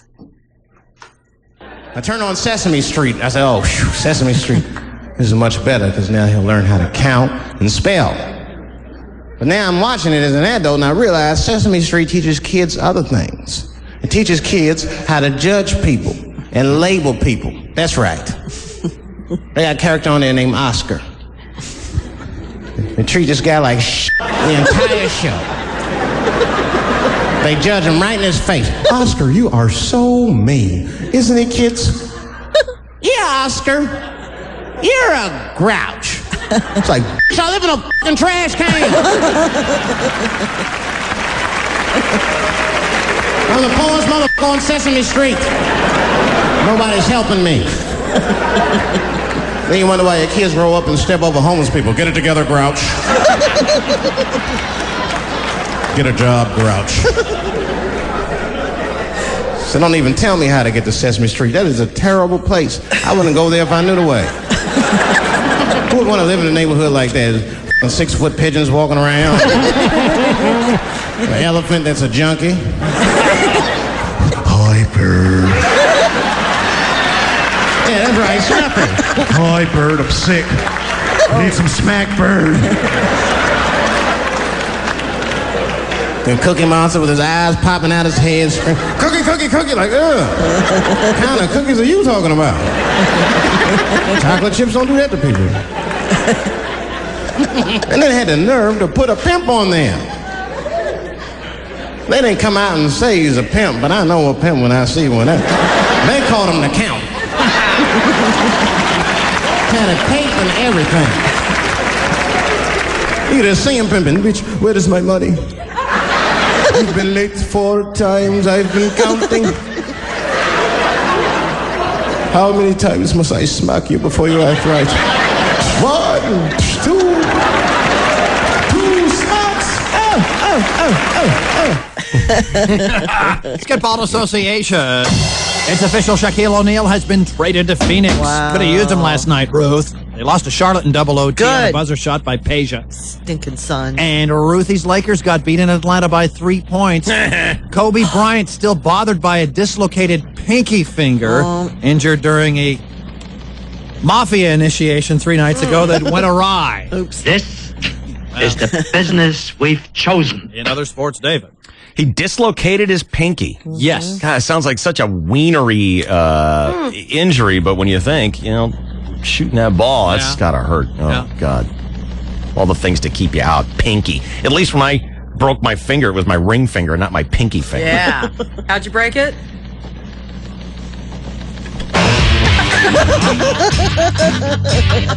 You're playing basketball in the NBA when you broke it there, Dave? I was in the Marines, and I was required to single-handedly dismantle an IUD. Yeah. An IUD? Yes, an IUD. Excellent. With my ring finger. Actually, it was in the foxhole in Bastogne in WW2, and I'm not going to tell you what I injured at the same time. It is 7:41. 2 seconds, and this is your 101.5 KTG Sports Network. Oh. Wow. Dave, Shelley, and Chainsaw all morning. Give it to him, Ruth. Stupid. Classic rock all day. 1015 KGB. Every year about this time, a winning head coach gets a Gatorade cooler dumped on his unsuspecting head.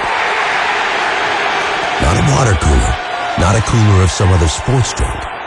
Gatorade. Why? Because Gatorade has earned the right to be on the sidelines, and for one good reason. Nothing rehydrates, replenishes, and refuels more effectively. And no water with vitamins, no other sports drink on the planet has the optimal formula of Gatorade. Water for rehydration, electrolytes to replenish your body, and the right carbohydrates to re-energize. And when a team uses Gatorade... There goes the Gatorade cooler. You're looking at the new Super Bowl champion. The results speak for themselves. Gatorade. Is it in you? My husband and I made this decision to purchase from Jared, and we will continue to purchase at Jared. Jared, the Galleria of Jewelry customer Lorraine Melton, talks about the Leo Diamond. That's Jared.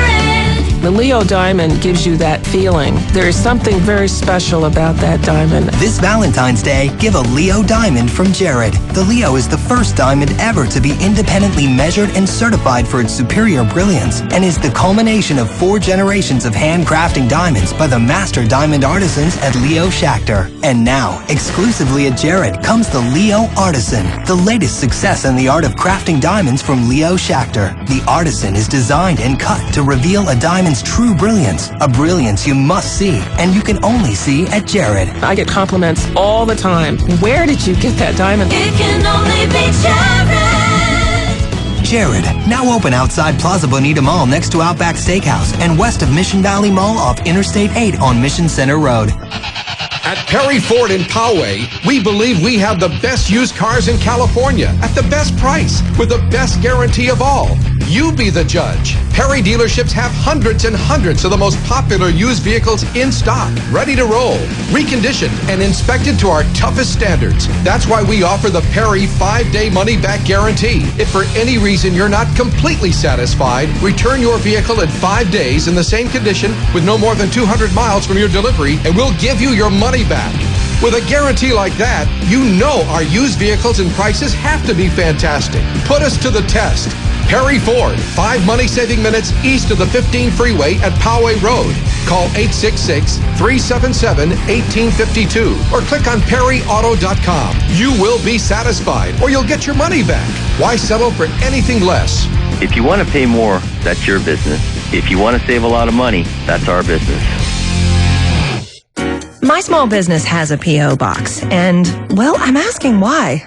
A P.O. box is just a box. And is there anyone standing behind it? Don't you worry about a thing. At the UPS store, our service stands behind the box, like being here to sign for packages. And we give your business a real street address. Plus, we offer the convenience of call and mail check and 24-hour access to your mailbox, which means our mailbox is far more than just a box. Don't you worry about a thing. Right now, get 3 months free with a 12-month full-service mailbox agreement. Visit theupsstore.com to find a participating location near you. The UPS Store, the place for mailbox services and a whole lot more. Everything from a brand new house to a brand new business requires a notary public. Let the UPS Store help make it official by notarizing your documents. Visit theupsstore.com to find the location nearest you. 101.5 KGB FM San Diego, the best of Dave, Shelley, and Chainsaw Show. Mason in tomorrow, 8 a.m. He's got the Beatles radio show for you. Playing all things Beatles, cool stuff, out of date, out of print, rarities, B-sides, that kind of stuff. Mason in with you tomorrow morning here on the 101.5 KGB at 8 a.m. Set your alarm. Best of Dave, Shelley, and Chainsaw Show. We will get into Moment of Ruth. Right now, comedian Mike Birbiglia on the phone with us. A genuinely pretty darn funny guy. And you'll find out more about him if you don't already know. It's the best of Dave, Shelley, and Chainsaw with Mike Birbiglia on the 101.5 KGB.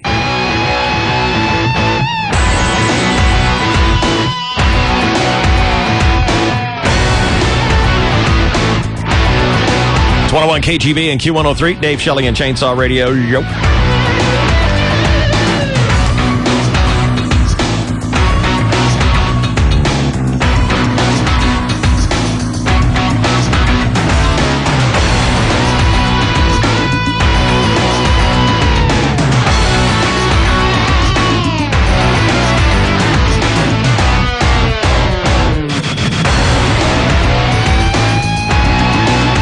About Ruth's favorite president for just a minute here. All right. Our current leader and commander-in-chief. Who?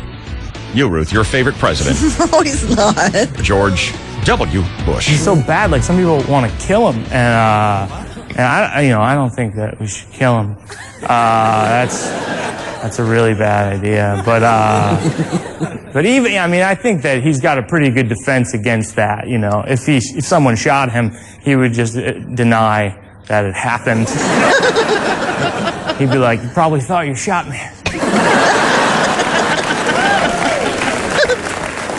Shoot me once, shame on you. Shoot me twice.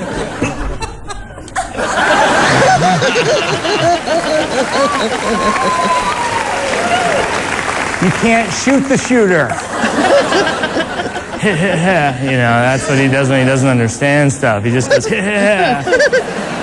Everyone's like, he gets it, but he doesn't. There's an old saying in Tennessee. I know. I hope you get it this time. Tennessee that says, "Fool me once, shame on you. Fool me, we can't get fooled again." Okay, he has difficulty with pronouncing things sometimes. Pronouncing? I'd like to hear him try and say this comedian's name. Oh? How you doing, Mike? How are ya? Can I just say Mike? You can say Mike, but I will say also Birbiglia. Birbiglia, Mike Birbiglia. Yeah. That is Mike Birbiglia. Mike, have you did you ever hear from anybody about that bit about shooting the president? I never did. I actually, when I was working on the CD, I was in Washington, D.C., and there was someone from the State Department in the audience. Yeah. And I said, am I going to get my phone line tapped for that joke? Yeah. Because it was when I was working on the CD, and he was like, no, I don't think so. I think you'll actually be all right.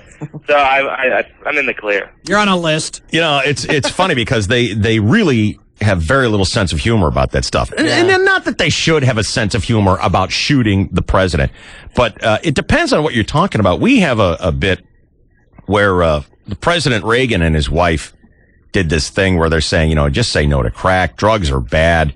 It'd be a very good thing if you would just say no to drugs. And someone edited it up. So it sounds like the president is saying, Nancy and I do crack every night. Right. And we get phone calls from people saying, yeah, well, the FBI is going to be watching you for that one. Hello, Gitmo. Yeah, we're going to get waterboarded for it. Right. Wow. Playing it for years. Yeah, sometimes there's less than a sense of humor out there. But how you been doing, Mike? It won't bother with me. I'm too small time. Well, not for long. What is this CD called? My Secret Public Journal Live? That's right. It's a collection of stories from My Secret Public Journal, which is a blog that I write. Mm-hmm. I'm always embarrassed to tell people I have a blog because everybody has a blog these days about anything. People just be like, "Today I went to J.C. Penney," and there's like one comment, it's like, "J.C. Penney, eh?" Mm-hmm. I'm like, "That's not a blog. That's a text message." And this was called, quote, "The Best Comedy Album of This Generation" by a little old magazine called Newsweek. Wow. What do they know? Well, actually, it was by Punchline Magazine Daily. But whatever, they're the same thing, aren't they? Exactly. The That's best. hilarious. That's I actually, the moment you said that, I was like, "Was it?" Oh wow. no, Mike, it really wasn't. But you might have seen him doing shows like, one of the youngest comedians ever to appear on David Letterman's show. How old are you, Mike? Or how old were you at the time? I'm 29. At the time, though, you were just 22 years old at the time. That's right. Now, what's it like for a guy who's 22 years old and suddenly someone like a producer or someone from Letterman calls and says, "Hey, you want to come over and hang out?" It was pretty strange, and it was kind of, being on the show was kind of like undergoing anesthesia, where I didn't know what was going on, and then I came off, and I was like, "How'd it go?" And they were like, "It was good," and then when something that overwhelming to your brain happens, you don't really register that it's occurring at the time. Yeah. If that makes sense. Yeah, and kind of like one of those great big moments in your life. You know it happened, but it's just kind of a blur, that kind of a thing. Yeah, but actually the most exciting thing that's happened to me in the last few years is, people. I had my first CD come out with Comedy Central called Two Drink Mike, and then My Secret Public Journal Live came out this past fall, and people have started to come to my shows on purpose, which is great. Well, now because for most of my career, it's just drunks and passersby, and then at a certain point, people go, "I like your sense of humor," and it's exciting when that happens. Well, now you have a new TV show coming up. It's going to be this Saturday on Comedy Central, and it's called "What I Should Have Said Was Nothing." Now, how many times in our lives would that be a mantra that would be applicable to us? What do you mean? Every day on this show. What do you mean by that, Mike? What do you mean what I should have said was nothing?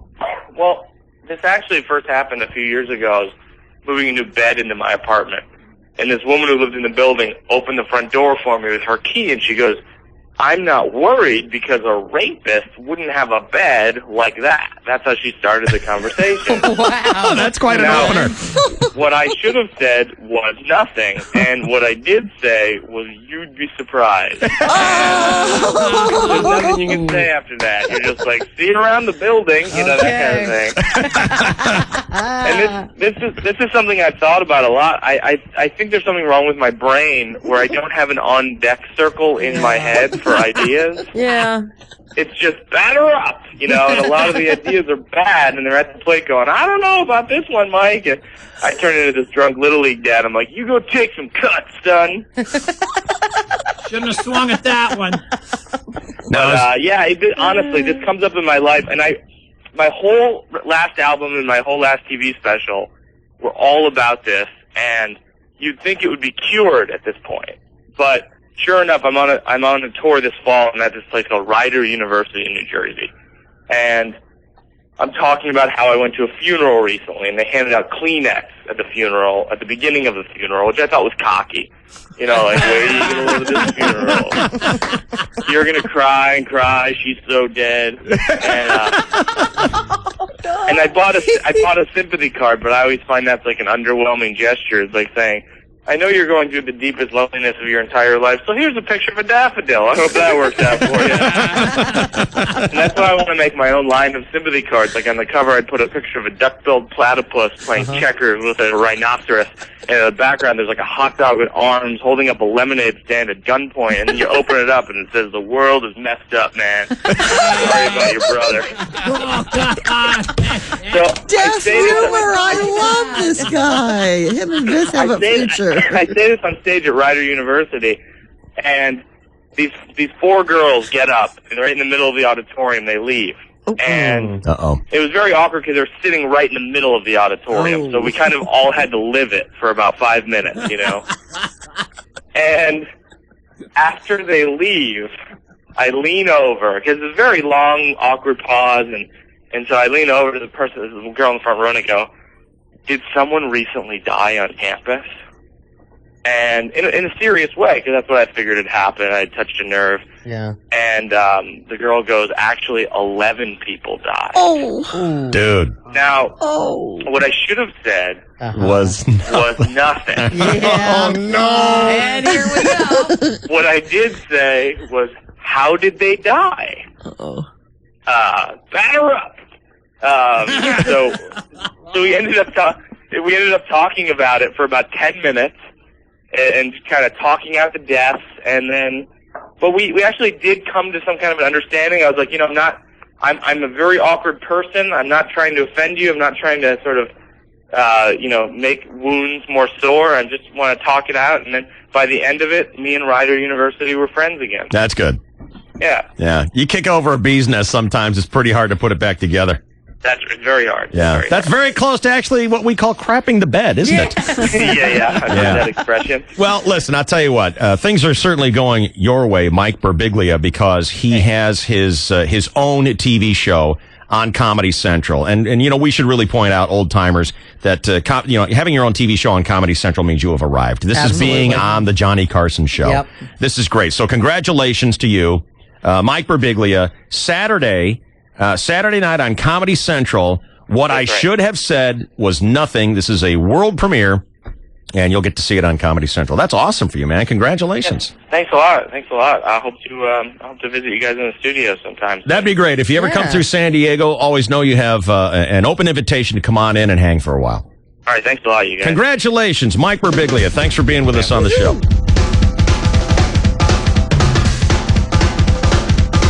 It's cocky to have Kleenex at a funeral. You're going to be crying and crying. She's so dead.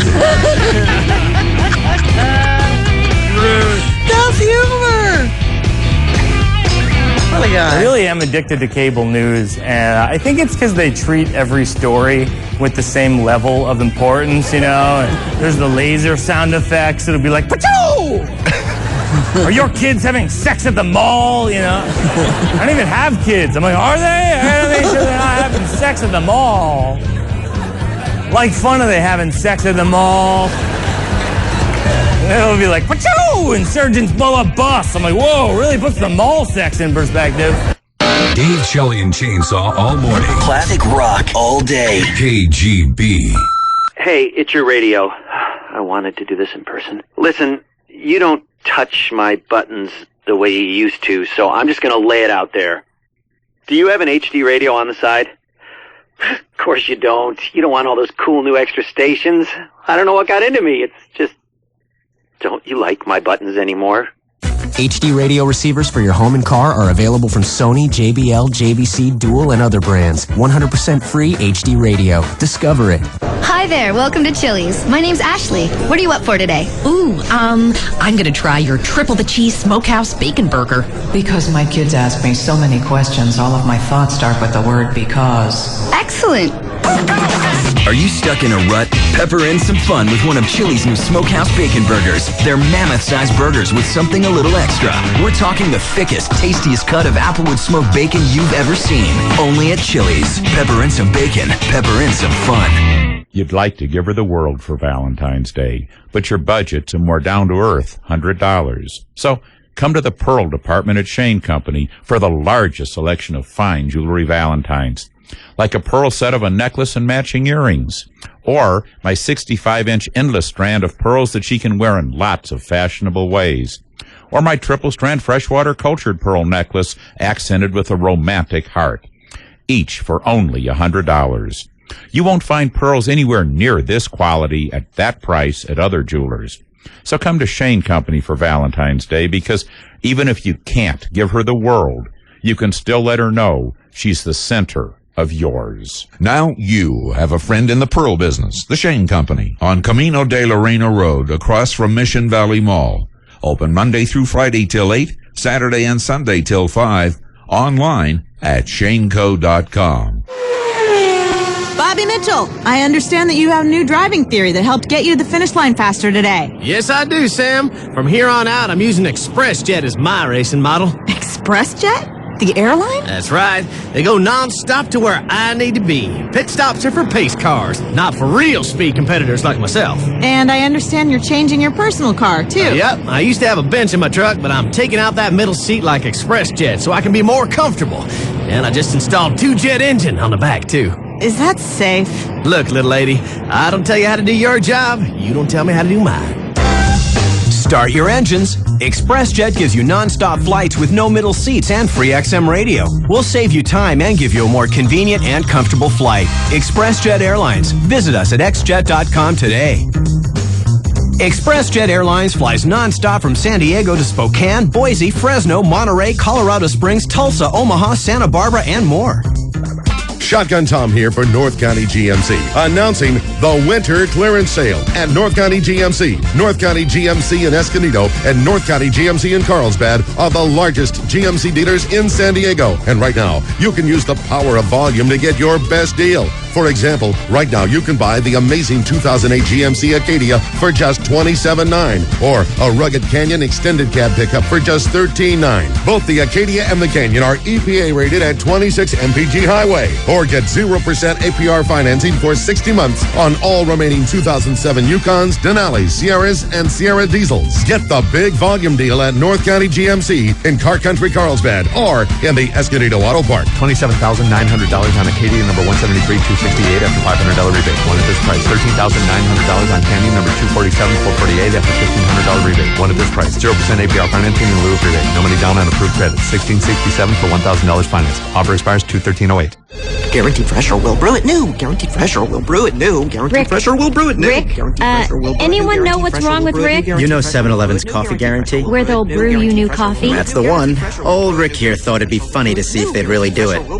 I guess they did. Yeah, like 100 times. Introducing the Fresh Coffee Guarantee from 7-Eleven. If your cup's not fresh and full of flavor, we'll brew it new for you, no matter how many times you ask. Guaranteed fresh. Thank heaven. At participating stores. 101.5 KGB FM San Diego, the best of Dave, Shelley, and Chainsaw. Let's roll into another clip from Dave's Celebrity News. On the best of DSC, this is the 101.5 KGB. I would have to say one of the least interesting things I hear politicians talk about is their campaign funding. It's one of the things that worries me about McCain because he's got a real boner for that. And it's like, I kind of care, but I really care more about my funding. Right. Than anybody else's. But I thought this was interesting. Monday, Hillary Clinton was on the late night show, or with Letterman. At late night, yeah. Before Super Tuesday. She complained about how much money was being spent on elections and how candidates should not be able to fund it themselves, a la Mitt Romney. And they should not have big contributions from groups, but rather they should go to a publicly funded system, tax dollars, that all candidates get to use so that everyone's on an equal playing field. Oh, God, yeah, okay. First of all, I want to spend one dime to elect a candidate that I hate. And then 100 candidates say, I want to run, and you got to pay for all of them equally. It's the dumbest idea I've ever heard. I mean, can you imagine, Shelley? Your tax dollars going to re-elect George W. Bush. The only thing good I see about it is it would take the susceptibility of these candidates. It would take the ability of big-time lobbyists to bribe them. Or it just, in essence, it would just create different ways for them to do it because they're going to get around it. Yeah. So anyway, this was Hillary's complaint. This was Monday night on Letterman. She does not like how much is being spent on elections. She doesn't like candidates who fund themselves, and it should be a taxpayer-funded system. Well, now that it's been 3 days to let that promise sink, right? Guess who just loaned her own campaign $5 million from her own pocket? I don't know how you can take this woman seriously when she comes out in public, says what she says, and then 3 days later turns around and does the exact opposite. I can guess what her spin will be. I don't care what her spin is. You'd have to be stupid to accept any kind of spin. When she comes out and says black and white, I don't like candidates that fund their own campaign and then turns around 3 days later and loans her campaign $5 million out of her own bank book. She's going to say it's the system. I'm complaining about the system, but because I'm in the system and the way it currently exists, I have no choice but to do this. I don't care. That is just outright lying. I'm going to say one thing and do another. I don't know how you can take that seriously. Speaking of money, does anyone doubt that being a character on The Simpsons is a pretty good gig? Yeah. You think? The voice of Bart Simpson, Nancy Cartwright, just made a donation to the Church of Scientology. Oh. What's the matter? Nothing. Well, Nothing. you hate to see the nice ones fall into the cult. She's going to lose her sense of humor any second now. Bart Simpson just donated $10 million. Wow. That's not how much she has. That's how much she gave. How much she has to give away? $10 million. That'd be your tithing, David. Damn. God. I'm not just saying damn. I'm saying damn with a Y and a U in it. $10 million. They got a hell of a sales pitch over there. That doubles what Tom Cruise and Kirstie Alley donated. Wow. Well, they're not doing so well. Well, they roll out the red carpet for the celebrities so they can be the great spokespeople and get, But Bart Simpson. Well, that's a pretty big one. Yeah, I know, but Bart Simpson is the spokesman for your church? It's Good Lord, $10 million. But I'm saying the masses just don't get squat. What do you mean? The members, the mass members, the non-celebrity members are basically not well off. I mean, their Hollywood location is called the Celebrity Center of Scientology. Don't they give them free vitamins to battle their depression? Something? Yeah, and tell them to walk it off, Slappy. Right. Yesterday, we walked into a buzzsaw when we asked women, what is it that men do that you just don't get? Right. One of the questions was, why do you put your hand down the front of your pants when you're watching TV? Why don't you let go with your feelings? Why do you have to collect stupid ball caps? Well, I just don't get it. Things like that. Yeah, walk around with a pea spot on your pants. Yeah, that was another one. And then once we talked about it, I went home and there were more things that Well, do tell. It is my opinion that men can pull covers up on a bed, but they can't fluff anything. Why can't you fluff anything and make it right? I got something you can fluff. What do you mean fluff?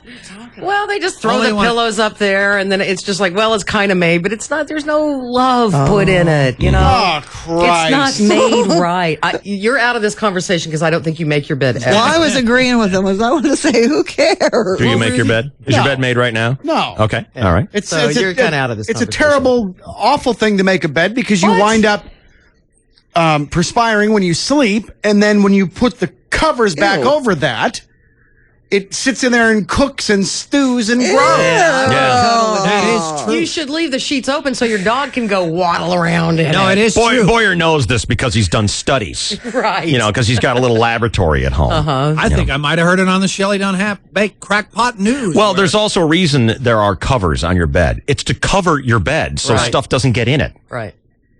So pick which side of the sword you want to get cut by. Yeah, I mean, stuff's in it when you get in it and But go to more sleep. stuff, it's exposed. It's You an get open more stuff in container. it every day. You know what I'm saying? It's either one. 6 of one, half a dozen of the other. There's also something that you would never consider. A neatness thing. Yeah, I would not consider No, of that. course But not. at 5:30 in the morning, it's important to make your bed?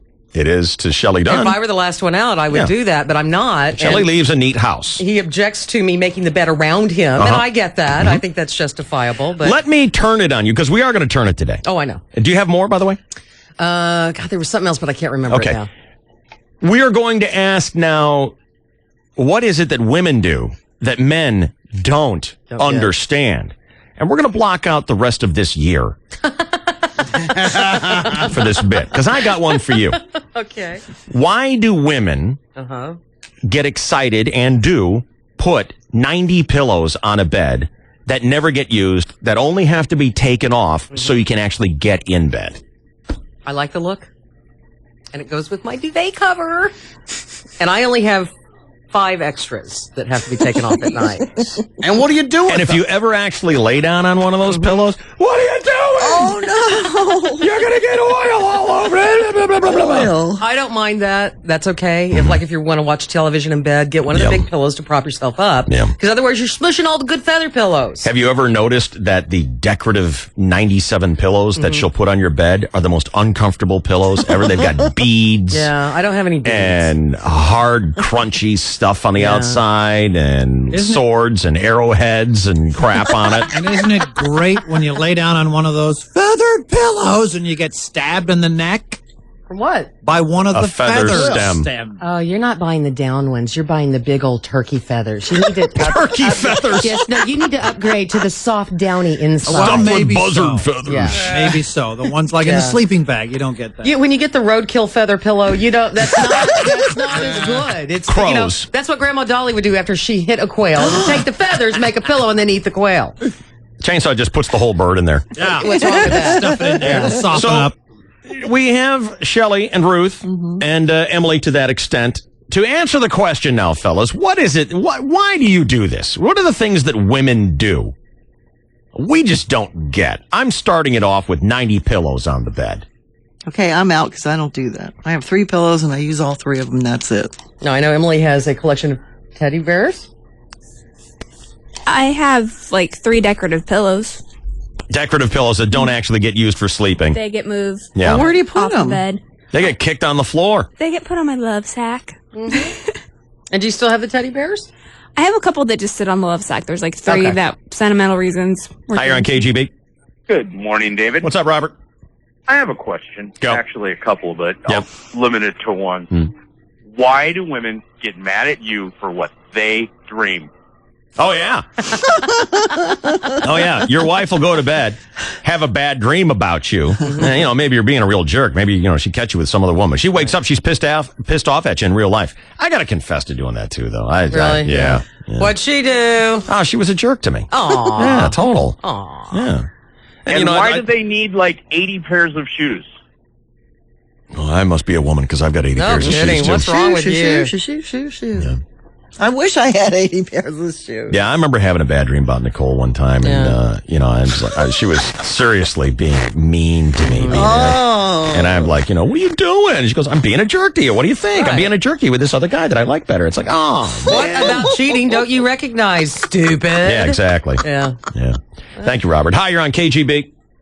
Yeah, I had a complaint about my girlfriend as well. Yeah, go ahead. Yeah, she does the pillow thing. Yeah. And all they do is they end up on the ground. Yeah, I agree. That and Chainsaw always goes into my buddy's bar, Yogi's. Okay, that's good to know. Thank you very much. Cookie.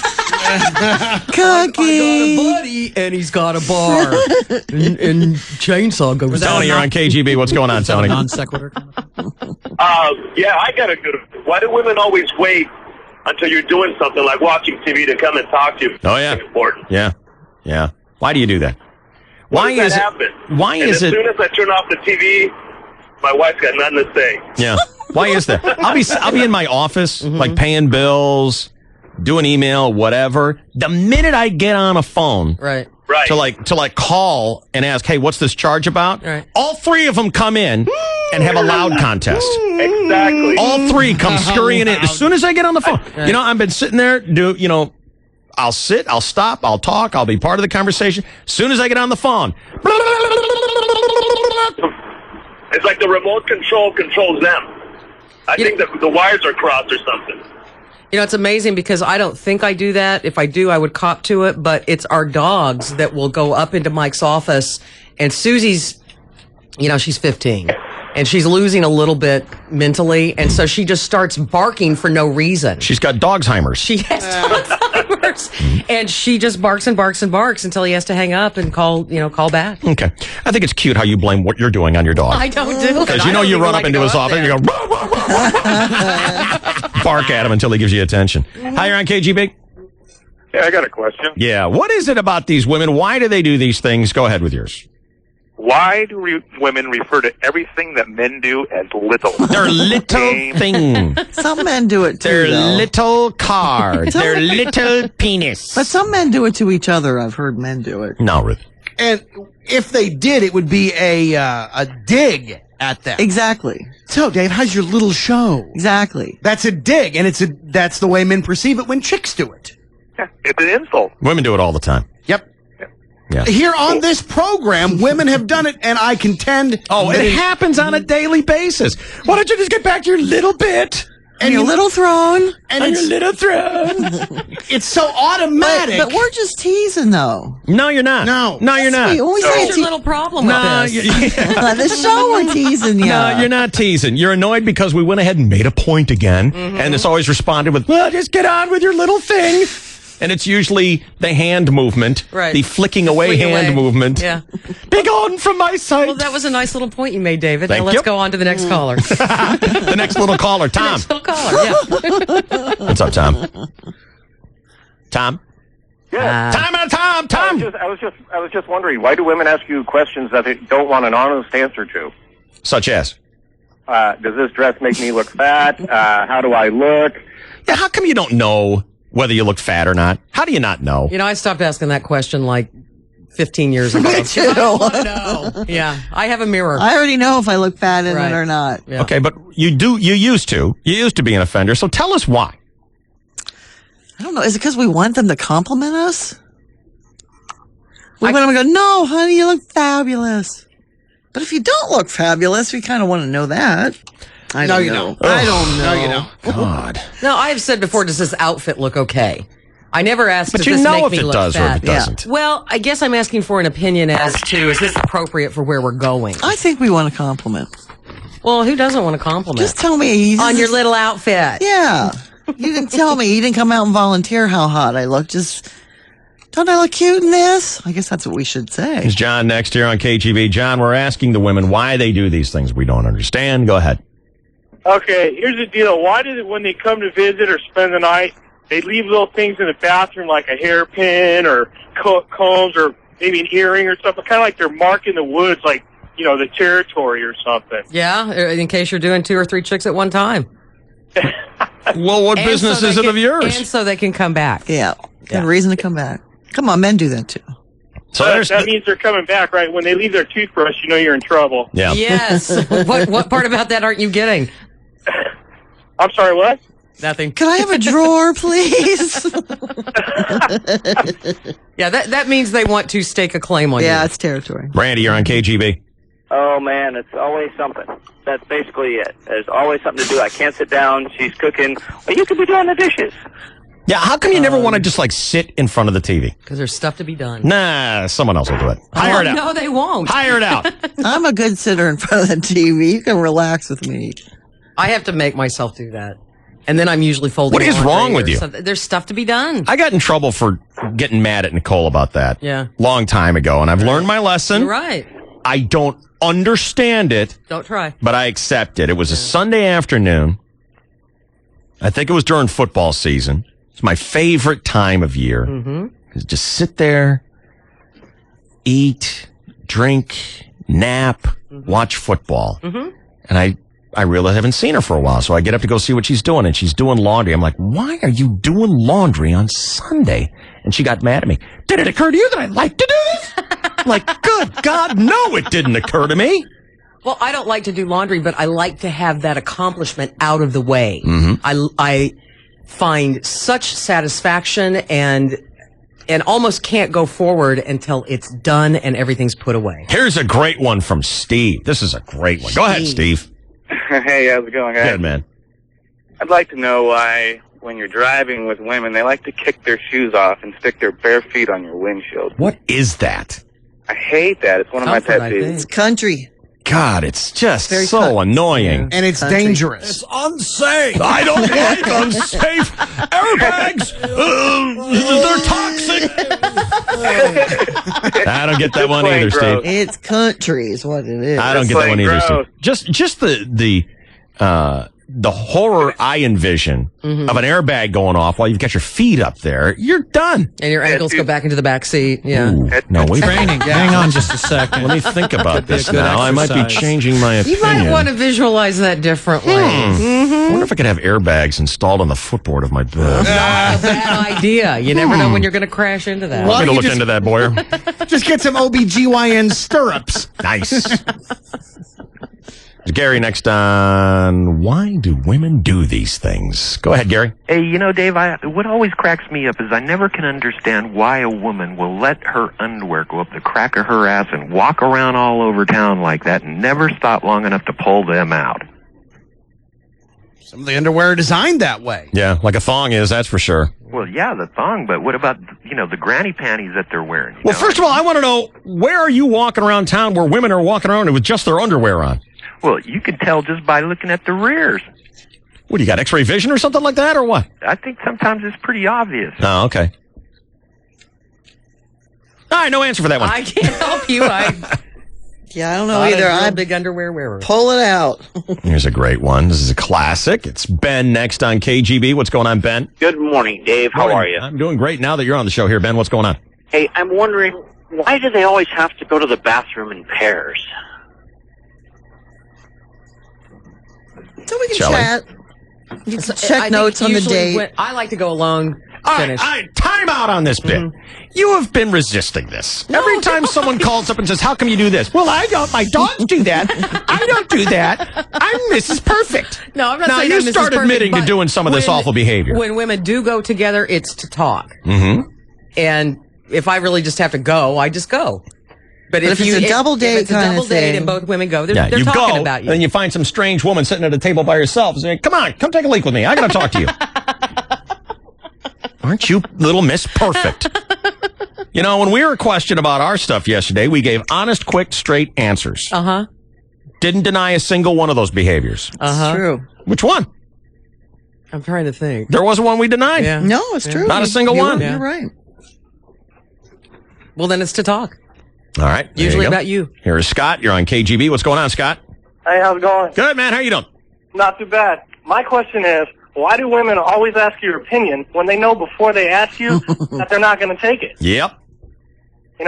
Why did, for example, secretly- does this outfit look good? If you say, yes, hey, it looks good, they're going to go change it anyway. Yeah. Yeah. I secretly think I know the answer to this one, but let's let Shelley deny that she does it first. Why do we ask a question if we don't listen Why to do the you answer? ask for our advice Good and question. then not take it? I guess we think you're stupid. That's it. Then why did you ask in the first place? To Just know, occupy time. to reassure themselves, to reinforce that they had made the right choice. Right. Do I wear the red one or the blue one? You see that TV court? I think you should wear the red one. I'm wearing the blue one. Right. See? Exactly. That cell phone commercial where the guy went shopping with his girlfriend with his first. awesome. It was the shoes. It was everything that he said. She picked the opposite. Yeah. Exactly. It was awesome. I don't know the answer why we do that. All right. I had a chick You're like talking that. out loud. I don't know. I'm going to take one more. Here is Mike on KGB. Hello, Mike. Good morning. I don't understand why women live in a state of denial all the time. I can get 12 weeks into a football season, and she'll say, "Where are you doing this weekend?" "Well, I'm going to the game." "You're really going?" You do recognize the sound of your own husband's voice, don't you? Hi, honey. Didn't even know it was him. Oh my God! Your own husband. Is it? Hi, honey. I love you. I didn't do anything bad. Your little football game. Bye. Little football game. I'll hang out with you, Mike. I'll put on a brown wig. You really say that, Shell? I'll stuff my shirt. I'll wiggle around. After a couple of years and how many seasons now, you still say that to him every week? I think my question is usually, you're going at 7 a.m. The game starts at 1. Yes. Again, I'm Right. going at 7 a.m. Just I don't get the craziness of it all. I just don't understand. The phone starts ringing at 6:30. It's his girlfriend, Randy. Are you here yet? Are you here yet? Are you going to come to the game? Are you going to go? Are you going to go? I got stuff cooking. Come on, let's go. Shall I remember that story you closed out with yesterday? How marriage just gets worse and Every worse single and day. worse. Yeah, Downhill. you weren't listening yesterday, were you, honey? No, I wasn't. All right. Sucks to be you. Okay, bye, honey. See See you around, Mike.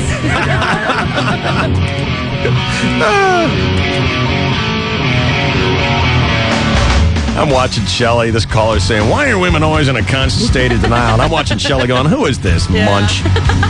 Oh, that's your husband. Hi, honey. How's your little day going? Killing me. Well, I didn't mean to end your little life. It's okay. Oh, yeah! Now you take a woman. A woman thinks. No, I'm wrong right there. Yeah. A woman doesn't think at all. Whatever. She gets stirred up. And she gets stirred up over the most confounded things. Now, I love my wife just as much as any man, but that doesn't mean that I should stand for a lot of falderall. Dave, Shelley, and Chainsaw all morning. Classic rock all day. 1015 KGB.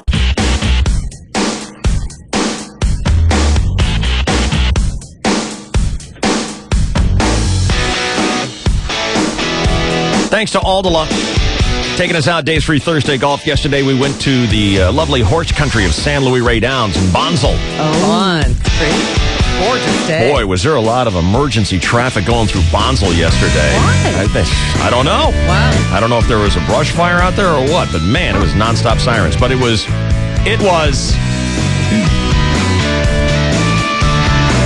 beautiful yesterday at San Luis Rey Downs. Now, what are we going to say about them? We're going to talk about their fast greens?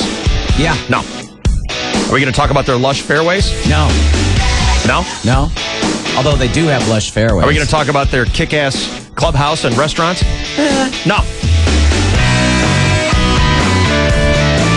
All we're going to talk about is Anna and Danielle, who took care of us at the snack shop. Right from the start. Right That's from it. the start. I don't even remember playing golf at San Luis Rey Downs yesterday. It was all about Anna and Danielle, who met us at the snack shop yesterday and took very good care of us. Yeah. And they will for you too, if you'll just go out and say, Anna and Danielle, take good care of me. And they will. They're like little angels of mercy. Oh, that's nice. Mm-hmm. Feeding us our cold drinks and our delicious food. Oh. Did Greg Milligan have anything he wanted us to say other than Anna and Danielle rock? Nope, he was just glad we were there, and he wanted us to have a good time. Of course, enjoy the course. All right. And you know how the back has all those trees out there? Yes. Yes. It can swallow you up. Pretty sure they have trees in the front, too. Yeah. Yeah. But I think On there's a a golf course? little bit more on the back, Wow. I think. San Luis Rey Downs has more trees than any other course I've ever played. That's for sure. And if you're not in the fairway, sometimes it's hard to find your ball. Yeah, it was a good time out there. You're always in the fairway, though, aren't you? I was doing better yesterday. You are. That's why you're the hottest shaft in golf. Uh-huh. I'm not the hottest shaft in golf. You're the biggest tool in golf. That's still not funny. I like it. It is. I like it. Aldala is the hottest shaft in golf. Go to aldala.com.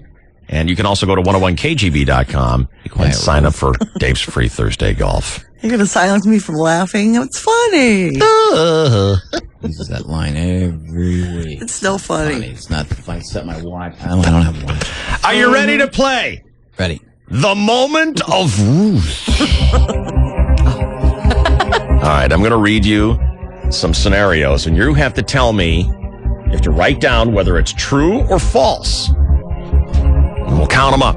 Okay. Someone tell me when we get to 15 questions, and I'll stop, okay? All right. Give you 15. Here we go. Write down true or false to each one. Once during an out call, Ruth was held up by a man with a soldering gun.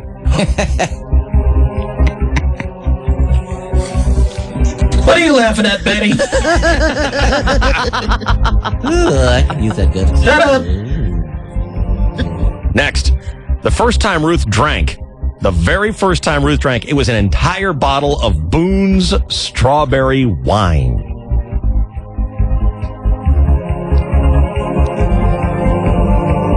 Ruth once got paid $300 to give a golden shower. I get more than that.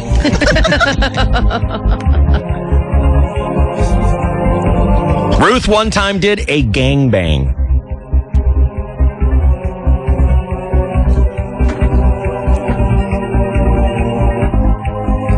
Hang on a second. I need to keep track of where I am here. Right. That was number 4. That is correct, Ruth. Give yourself a point. I'm following along. I got to do something. All right. Next. Ruth once lived in a house that was raided and ransacked by cops looking for drugs, but only found a baggie of Mr. Clean.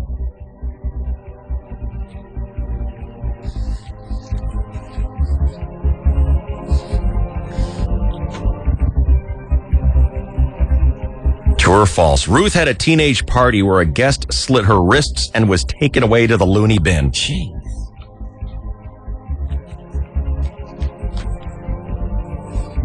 Next, Ruth gave LSD to her 14-year-old pregnant little sister.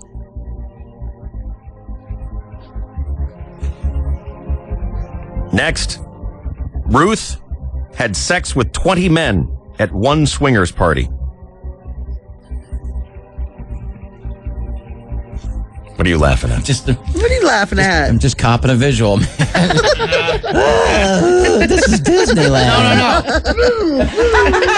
No. Should we stop with just 10 questions? Good one, boy. 10 is a lot, isn't it? Mm-hmm. No. Get a 15. Really? You want to go 15? Yeah. All the way to 15? All right. So I think we're all going to be pretty close. Ruth. Do you? This is true or false. Ruth shot heroin in high school. That was number 9, right? That's correct. Here comes number 10. Ruth was engaged 3 times, but only married once.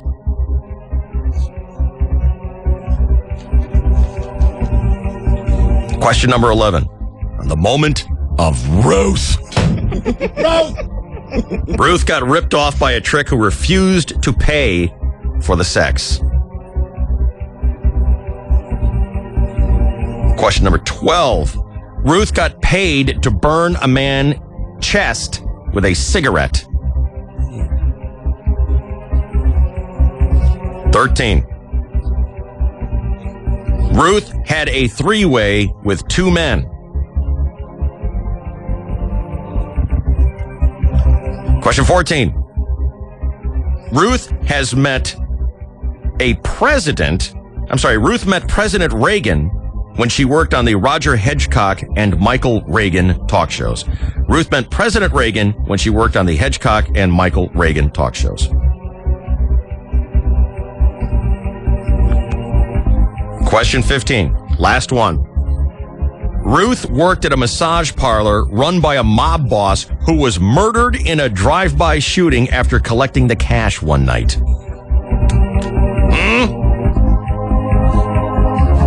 All right. You've got your answers. Can't change anything. Pencils up. How do you guys think you did? I think it's a Very 50-50 crapshoot. Yeah. How'd you figure that out? I don't know. You must like majored in math over at Math University. That's right. Shut up. Matthew. All right. We'll find out what the answers are and who is the winner next. After this timeout on the moment of Ruth. Dave Shelley and Chainsaw. All morning. Classic rock. All day. 101.5 KGB. So how do we start? Well, let's start with the jingle.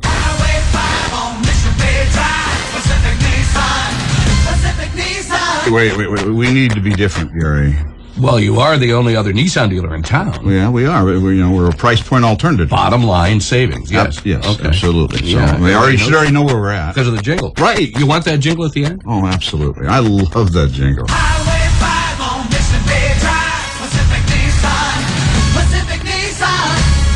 Guys, what do ladies want for Valentine's Day? Jewelry, roses, and chocolate. And Enhancery Jewelers can handle it all. Starting with a beautiful selection of unique diamond and gemstone jewelry at very affordable prices. Next, for less than the cost of a dozen roses, Enhancery Jewelers has beautiful, real, long-stem roses preserved in 24-karat gold. She'll be speechless. And finally, chocolates, as in luscious chocolate pearl jewelry that'll melt her heart. Forget the malls. Shop Enhancery Jewelers at I-8 in Mission Gorge next to Chili's. Who are all of you and what are you doing in my living room? Steve, Ken Powers, Channel 9 News. Tonight's top story, living room intervention. What? Oh, Stevie, it's the cable, darling. And you are... Only the mother of your unborn child. Ow! I'm a father? Ow! What's wrong with the cable? He doesn't even know what's wrong. This is worse than the time I got my entire body waxed. Hi-yo! Steve-O, this relationship just isn't working for us. But we deserve to be viewed in high definition. Can I just... Why don't you get advanced TV from AT&T? It's got more HD channels than cable, capiche? Capiche, capiche. Could you let go of my thumb, please? No, thank you. Advanced TV from AT&T. It's what your TV wants. Now with free installation and DVR included. Call 1-800-PIC-ATT or visit att.com. The new AT&T. Your world. Delivered. Claim based on major cable providers' HD lineup. Free installation offer for AT&T U-verse expires 5/24/08. New residential customers only. For details, visit att.com/details. 101.5 KGB FM San Diego, the best of Dave, Shelley, and Chainsaw. In the moment we have all been waiting for, we're going to finish up the moment of Ruth. Oh, wait, plus a little Commander McBragg. It's the best of Dave, Shelley, and Chainsaw, and this is the KGB FM San Diego. There, France. Did I ever tell you about the time I brought down 5 enemy planes single-handed? No, but I took off at dawn. Dawn. There's always this little toady who doesn't want to hear his story, and he just stuffs him back in his chair and continues. Did I ever tell you about the time I brought down 5 enemy planes single-handed? No, but I took off at dawn. Dawn patrol, don't you know? And headed for the enemy lines. When all of a sudden, out of nowhere, came 5 enemy planes, guns blazing. I pulled every flying trick I knew. But there were too many for me. First they shot off my tail. Then they shot off one wing. Then they shot off the other wing. Then the propeller. And finally, the fuselage. There I was, flat on my back at 5,000 feet and without an aeroplane. I dropped like a stone. Good gracious, Commander, what did you do? Do? Well, I soon caught up with the wings of my plane, and thinking quickly, I grabbed hold of them and was soon flying like a bird. But I thought you brought down 5 enemy planes. I did, laddie. The Blighters were so surprised to see me flying that they didn't watch where they were going, and... absolutely smashing. Quite.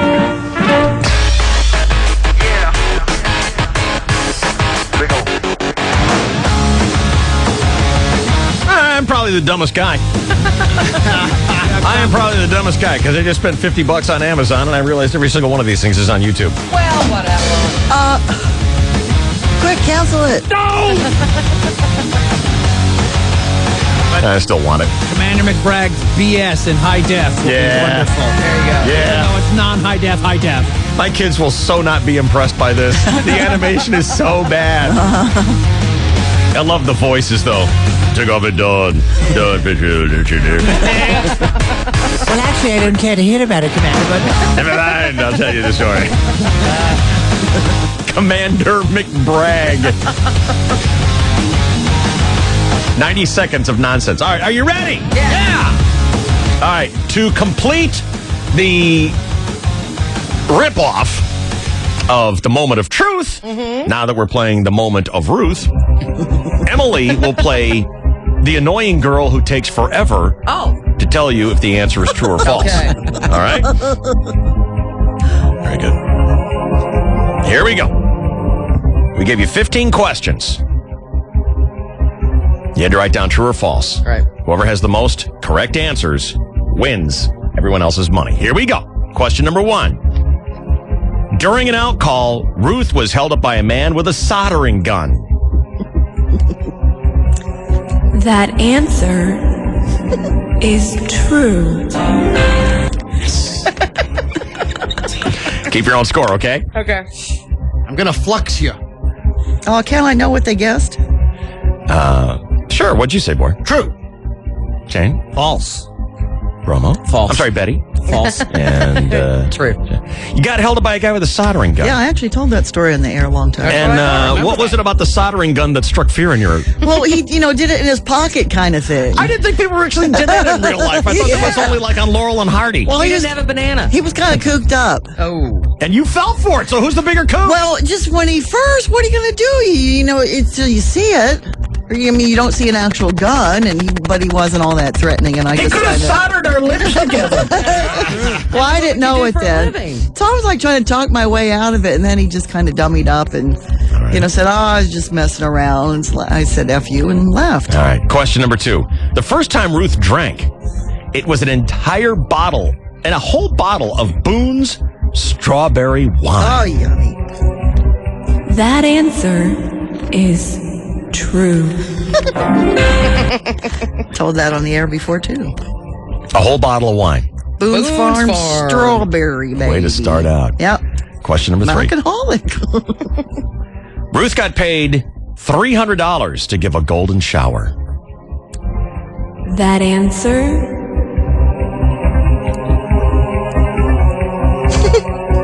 Come on! is false. Oh. Yes. You knew that was false, Boyer? Yeah, she wouldn't hold out for $300. I couldn't do She'd it. do it for free? I tried. I couldn't do it. Oh, a guy actually propositioned you. Yes, I tried really hard, and I'm just talked about that before, haven't you? Yeah, That's I'm why I was looking at his ugly face. I just can't do it. I want that money, God. I want the money, but I couldn't. We'll go coffee table on you, but forget about the golden shower. No, I couldn't do it. I never tried that one, but I know I couldn't do that either. Question 4. One time, Ruth did a gangbang. That answer is...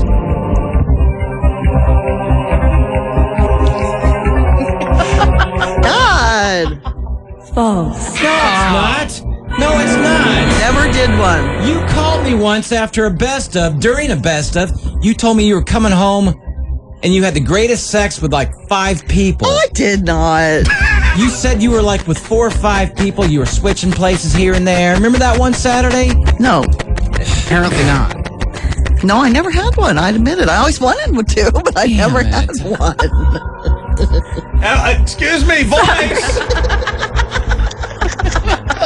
Damn it. Keep it down! Just because it's false doesn't mean it isn't funny to think about. I know. She said she wanted it. I always wanted one. That's why some of these are trick questions. Well, how do you classify gangbang? With like more than 2. Sure about that? Yeah. I mean, 2 would be a 3-way. Right. You can have a 4-way, but I guess. Good. Let's not go to the next question. Number 5. True or false? Ruth once lived in a house that was raided and ransacked by cops looking for drugs, but all they found was a baggie of Mr. Clean.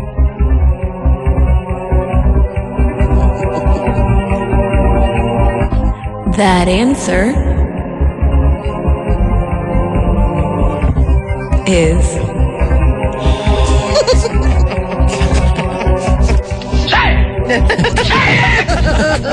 true. Gosh darn it! Yes! That's a good story. Damn it. Hey, gigglers. On the moment of truth, you never hear the computer voice giggle. Well, this is the moment of Ruth. She's better than a machine. All right, here we go. Next question. This is number 6. Ruth had a teenage party where a guest slit her wrist and was taken away to the loony bin. That answer is... Can I have a music? Wow, what a prima donna. What an ego. Can't perform without her music. All right, hold on. Now let's see. Where were we? Can we stir your tea in the right direction? That answer is... Piss off!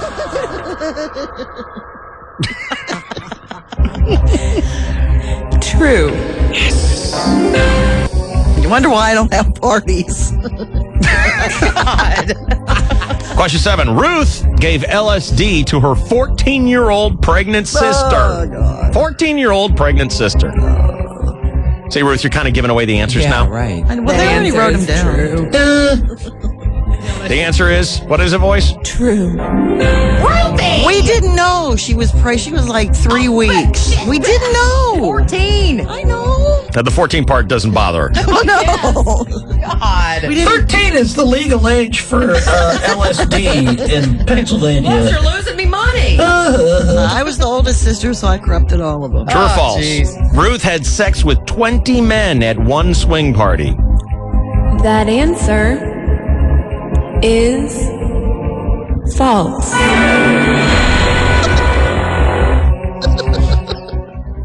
Ruth shot heroin in high school. That answer is Think of your dad with a boner right now. false. I was trying to shake up the computer voice. I like that false music.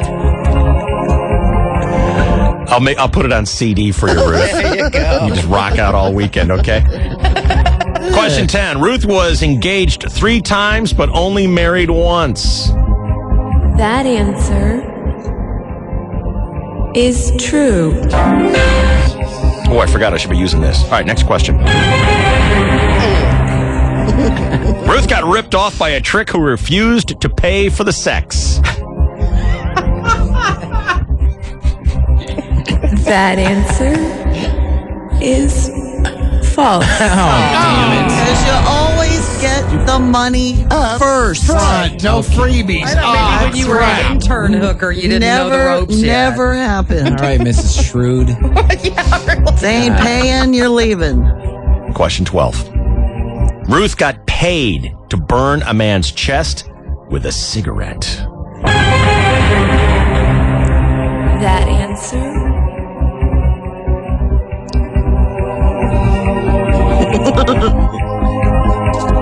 is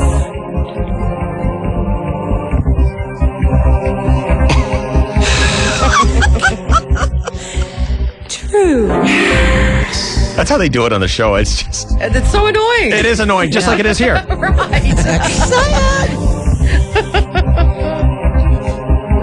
All right. Next question. 13. Ruth had a 3-way with 2 men. That answer is false.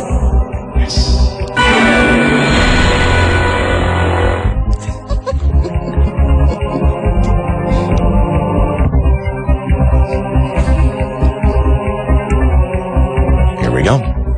Getting down to it. Are we up to 14? Yep.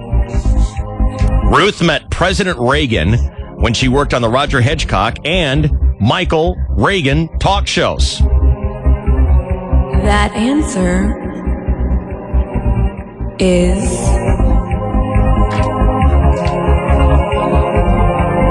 what? I don't want to say. I'll be able to answer that if you'd like me to answer that question. Sure. What's the answer? Well, that answer is You're going to do it. false. He was only on the phone. I think you would have shot him if you'd met him in No, person. he was only on the phone. All right, final question. Ruth, 66, worked at a massage parlor run by a mob boss who was murdered in a drive-by after collecting the cash one night. That answer For all the marbles. is... Should we check the scores? Let's check the scores. The computer doesn't get to do that. Yeah, she does. Yeah. What's your total, Boyer? Correct answer. 10 correct at this point. Chainsaw. I have 10 correct. Wow. Promo. I only have 6. Oh, Betty. I have 7 correct. 7. Yeah. All right. So it's going to be between Boyer and Chainsaw. I'm impressed. You guys got 10. Well, I can't believe you gave your 14-year-old sister LSD. Would you? I didn't know. Let me ask you this, Boyer. What did you answer? 415? Yes. I said that was true. And Chainsaw? I said it was false. So someone's going to win. Yeah. Someone's going to win. Sweet.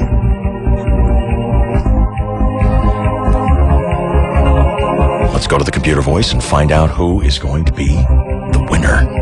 $5 if you say false. That answer is coming up after this word. Oh, you had to know that was coming.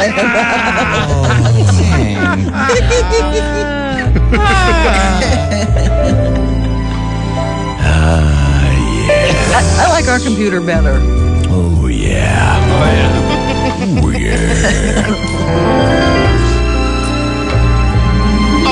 Abramowitz is getting out change to pay off his debt. Here's a bag of patties. It's still currency, Boyer. What'd you say, Betty? It's still currency. Here's 20 nickels. It's legal tender. That's how I used to get paid for turning tricks. 35 cents, please. Did you have one of those little change makers on a belt that you wore? That's cool. I called her a 2-bit whore, and she hit me with a sack of quarters. Yeah, his cards. Digging under his seat. That was cute. I missed the poopy pants.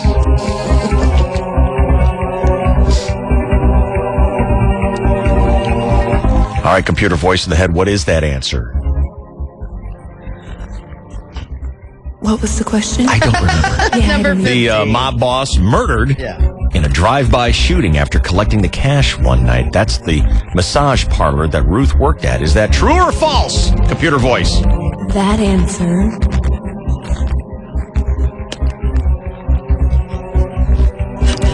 is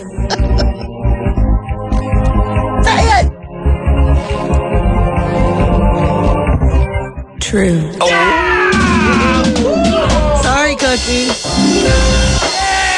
Yeah. It's just like the movies. Woo! See, now I won Boyer's and Boyer won mine. Huh. Does anyone want to hear the story on any of those particular setups? I'd like to hear the story of the last question.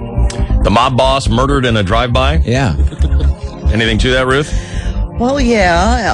Almost all the massage parlors in Pittsburgh, this was 1977, 76, 77, were all run by the mafia. And there was one guy that used to come around. His name was George, with a big old mustache. He was a really cool guy. My name was George. And he used to come around rarely, but he'd come around and he'd get in the hot tub and party with the girls, drink champagne, smoke weed, and just have a really fun time. And every once in a while, he would come in and collect the money. And this one night, he was just leaving the parlor. Thank God I wasn't working that night. And just as he just walked out the doors, walking down the sidewalk, bam, bam, bam, bam, bam, just like the movies, just shot in cold blood. Car takes off. I'm calling a penalty flag. I mean, a mob boss is a don. This guy wasn't even a capo, a lieutenant. This guy was just a collector. No, he wasn't. not a He mob. wasn't a collector. Was he the don? I don't know how high up he was, but high enough that I'd call him a boss. What do you know about I'm it? calling sour grapes on chainsaw. Mob boss. He was their boss. Come on. And he owned him. Poor George. No, he was high up. He He was. used to come out and have fun, but he's dead now, and George don't come around here no more.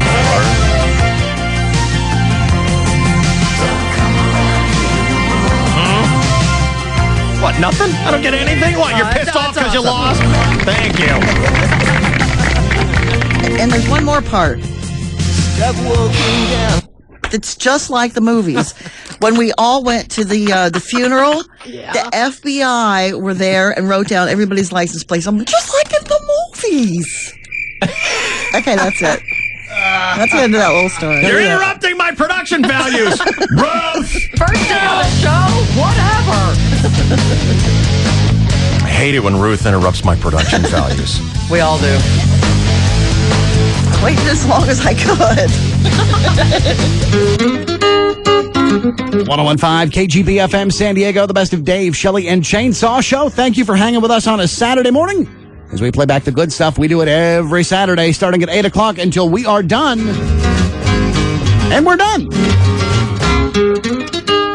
Best of DSC on your radio. This show is executive produced by Betty Mr. Poopy Pants cat formerly known as Abramowitz, Betty Mr. Poopy Pants. Make sure you call him that when you see him out and about this weekend, hitting on some hot chick. Who knows where, but you know he will.